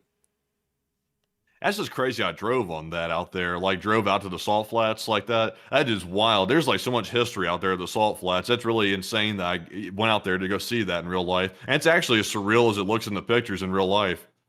Man, that is crazy to think that some guy with that motorcycle loaded it up, put a streamlined shell on it, and then got up to 100 and over 200 at some point on the thing unofficially. Like, that's insane. Imagine watching some guy on that thing back in 1967 going 200 miles per hour on the salt flats with a 1920-something Scout Indian. Yeah, really. So everybody's sitting there looking at him going 200 miles an hour like, look at that. Look at some young guy. Man, that's like, honestly, man, that's just nuts. Like, I don't think you can even do that kind of stuff these days because everything's been so souped up that you just can't, like, you can't take out like a 1960 something Harley and like get it up to 200 and something like they get them to nowadays. Because one in the world is the land speed record motorcycle. 376 miles per hour. So clearly we've come a long way since 1967. And it What's apparently that? A Hayabusa? a Rocky, let's see. I don't know. Let's see if it has a picture of it. Wow, they have like a picture of all of them from every year basically. Do we have one of like the current land speed record holder? Oh, look, they actually graphed them for speed. So when this guy did that in 1967, where was he at? He's on here somewhere. Oh, I don't see him. That's weird. I'm looking in the wrong place. Yeah, I just don't see that guy who we were just talking about a second ago. But Rocky Robinson is the current holder at a speed of almost 400 miles per hour. And let's see if we can get that motorcycle on this list. So it was a top one attack. God, what the hell is that? Let me go. 2600 cc. Damn, this thing is like car powered. Dude, this isn't even a motorcycle. This is like this is ungodly. Oh, this is it? Yeah, apparently. So that's apparently what they're calling a motorcycle these days. That doesn't really look like one to me. I wish I could. Is there a picture of the engine in this thing? Like, I'm curious to see how. Bro, that's like a car. Engine. Let's see here. Where? Oh, look, there it is, ripped apart. Oh my god, bro, that is like literally a car engine. Yeah, this thing's pretty souped. Like, but really, honestly, though, that's not really a motorcycle, though. That's basically just a two-wheeled car, basically. I think they're really stretching the definition of a motorcycle. I guess a motorcycle is anything two-wheeled with a motor. I guess that's what they're considering a motorcycle. So technically, it's a motorcycle, but in reality, though, I mean that's a kind of a far cry from a motorcycle. Yeah, I mean, like I feel like that thing that we were just looking at, like the souped up Scout, is like clearly like a lot more of a motorcycle than this. This thing isn't just like some souped up thing like that Scout that just went really fast. I mean, at this point, this thing is literally just custom built to try and make a land speed record. It's not like a normal mass produced vehicle that was then really souped up. This thing was custom made for this very sort of a deal. I mean, still crazy that it can get up to almost 400 miles an hour. 373 apparently to be exact. Um, but at the same time, though, it's like it's kind of really it's kind of like stretching the limit of what is a motorcycle. Let's see here, a list of car land speed records. Let's see what we got on this one. The Thrust SCC or SSC is the land speed record holder. You see, these things are really pushing the envelope of what you can call a car or a motorcycle or anything. This is basically a jet without the wings. Pretty much. Let's see here. Oh, look, here's some of the earlier ones on Daytona Beach in their Packard 905 and in the white triplex in 1928. You know that jet powered car you're looking at, the Thrust SSC. That was the first vehicle, the first land based vehicle that ever broke the sound barrier. It hit Mach 1 on land. Let's see. Speed. Okay. So, oh wow, yeah, it did. Look at that. Yeah, it Right actually there. created a sonic boom. They tested it out of the desert in Nevada. They didn't test that one in the Salt Flats. That's interesting. Why did the record stop in 1997? Why do we see no one breaking that record since then? I mean, you had to be kind of a little bit nuts to do it because I mean, you're basically almost about on the verge of death. Doing this. The dude was going 763 miles an hour.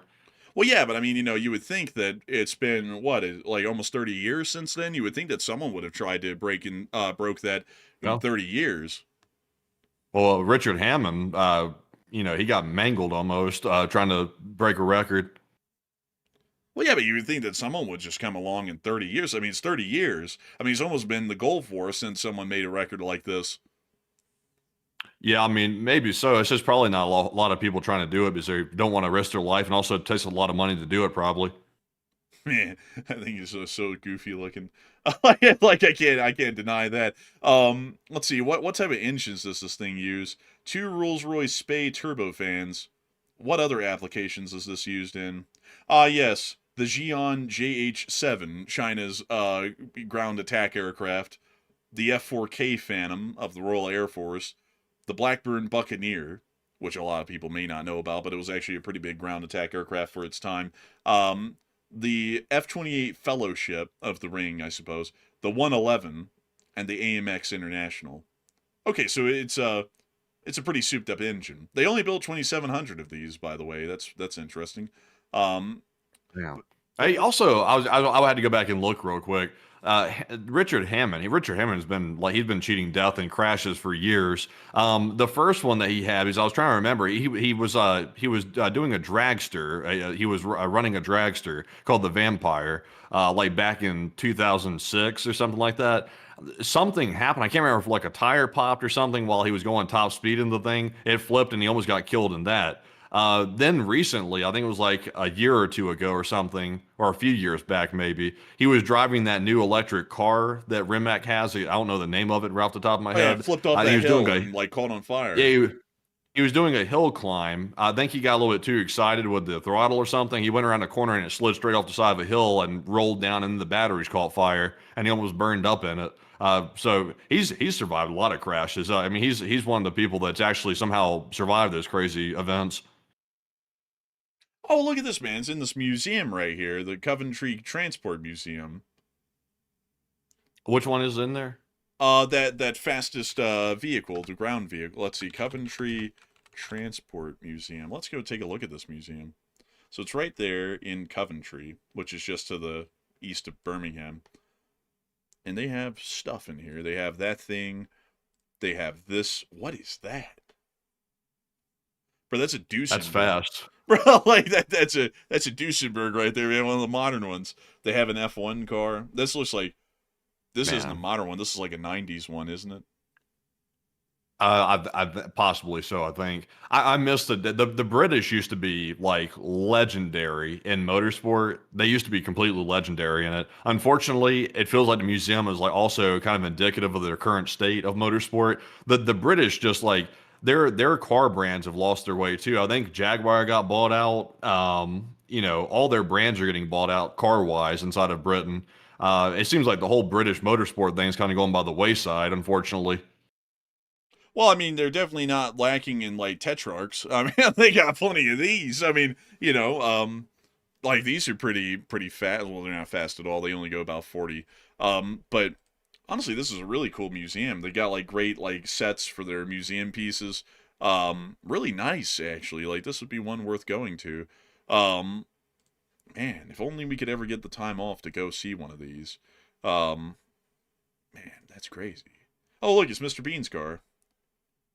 Oh, look at that. It's just not in that color, I think it's the same type of car. It's just not Mr. Bean's car from the Mr. Bean show. But pretty cool museum, honestly. Have you ever seen a Fiat Panda? No, I don't think so. Pull that up real quick, and then we're about to move on after those. Oh, that one? Yes, look at that, a Fiat Panda. That's a remarkable creature. Kind of looks like a Volkswagen Golf, an old one. This one's more my type. Yes, right there, the narrowest Panda. Also, there was that Reliant Robin, too, the three-wheeled thing that they used to slide around on Top Gear too, down the road. The Reliant Rob. I know this one because Mr. Bean also threw one off the road. Probably the worst designed car in the history of anything. I don't know who the hell thought this was a good idea. Man, wouldn't this thing roll at like any high-speed turn? Yeah, I think back in the day when Top Gear, like the BBC Top Gear, was still a thing with Jeremy Clarkson and all of them, they did like a BBC News segment, and Jeremy Clarkson actually took one of these and rolled it behind the news camera on purpose. That way, you could try to get it on the news. So yeah, you could roll these things apparently really easy based on what he did with it. What the hell is this thing? This guy's got a Vickers gun and a 1919 on one of these things, and it's tracked. Bro, this guy's in the mechanized infantry with this thing. Man, that's insane. That's even a worse idea. Oh my god. Oh, Rugged Robin. That's terrible looking. Oh my god, that's horrendous, really. I don't like that at all. That's terrible. Plastic pig. Man, like, honestly, I mean. Oh man, that's crazy. Oh, dude. Oh my god. Yeah, there it is rolling. There it is rolling. Man, these things are rough. But anyways, with that, folks, we are on to the third to last question of the night. We have to get to our super chats first, then we'll get to those in just a second. But this one goes to Chuck, who puts in a 50. And thank you, Chuck, for that $50 support. He said, I love the work you both do. And couldn't the U.S. bring out battleships to strike the Straits shores like we've done in previous wars? We could, but all of them have been shored up as museums for decades, and they will require a refit to get back into service, and by then, the war will most likely be over. So, you could, if you thought that the war was really going to be going on for a really long time, but generally, probably not, and even still, you could do that more so effectively with guided munitions without having to get a large capital ship within about 16 miles of the coast. So, I hope that does address that the best I can, and with that, huge thanks to you for the support, and we are on to the next one. We also have a 5 from Duncan VR once again. He said, Sir, can the enforcer talk about the history of steam trains? Matt loves to hear it. Gulch him, Matt. Bye-bye.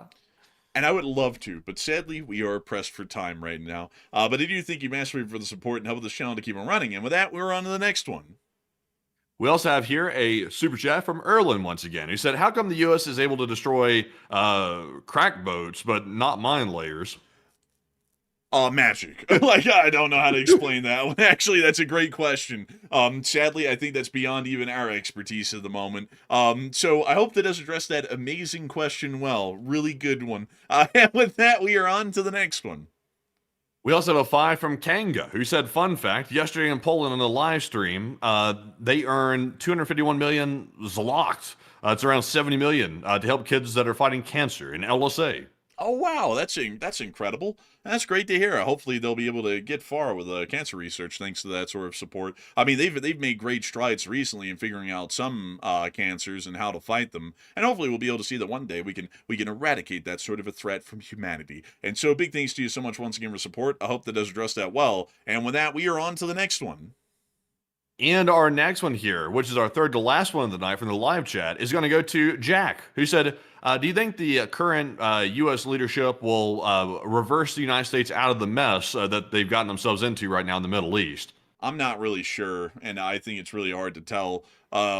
So we'll have to see. But I don't. I just don't really have a lot of faith, to be completely frank. But with that, I hope that does address that well. And with that, we are on to the second to last question of the night. And this one is going to go to Up Guy, who said, how far do y'all think we are from World War III at this point? We're getting there for sure. I mean, we're not that far off anymore. I would say, in reality, at this point, we're probably a year away or 2 years away from a world war in the best case scenario. So I would hope that addresses that well. And with that, we are on to the final question of the night. So who is the lucky last person who threw in the lucky last question of the night?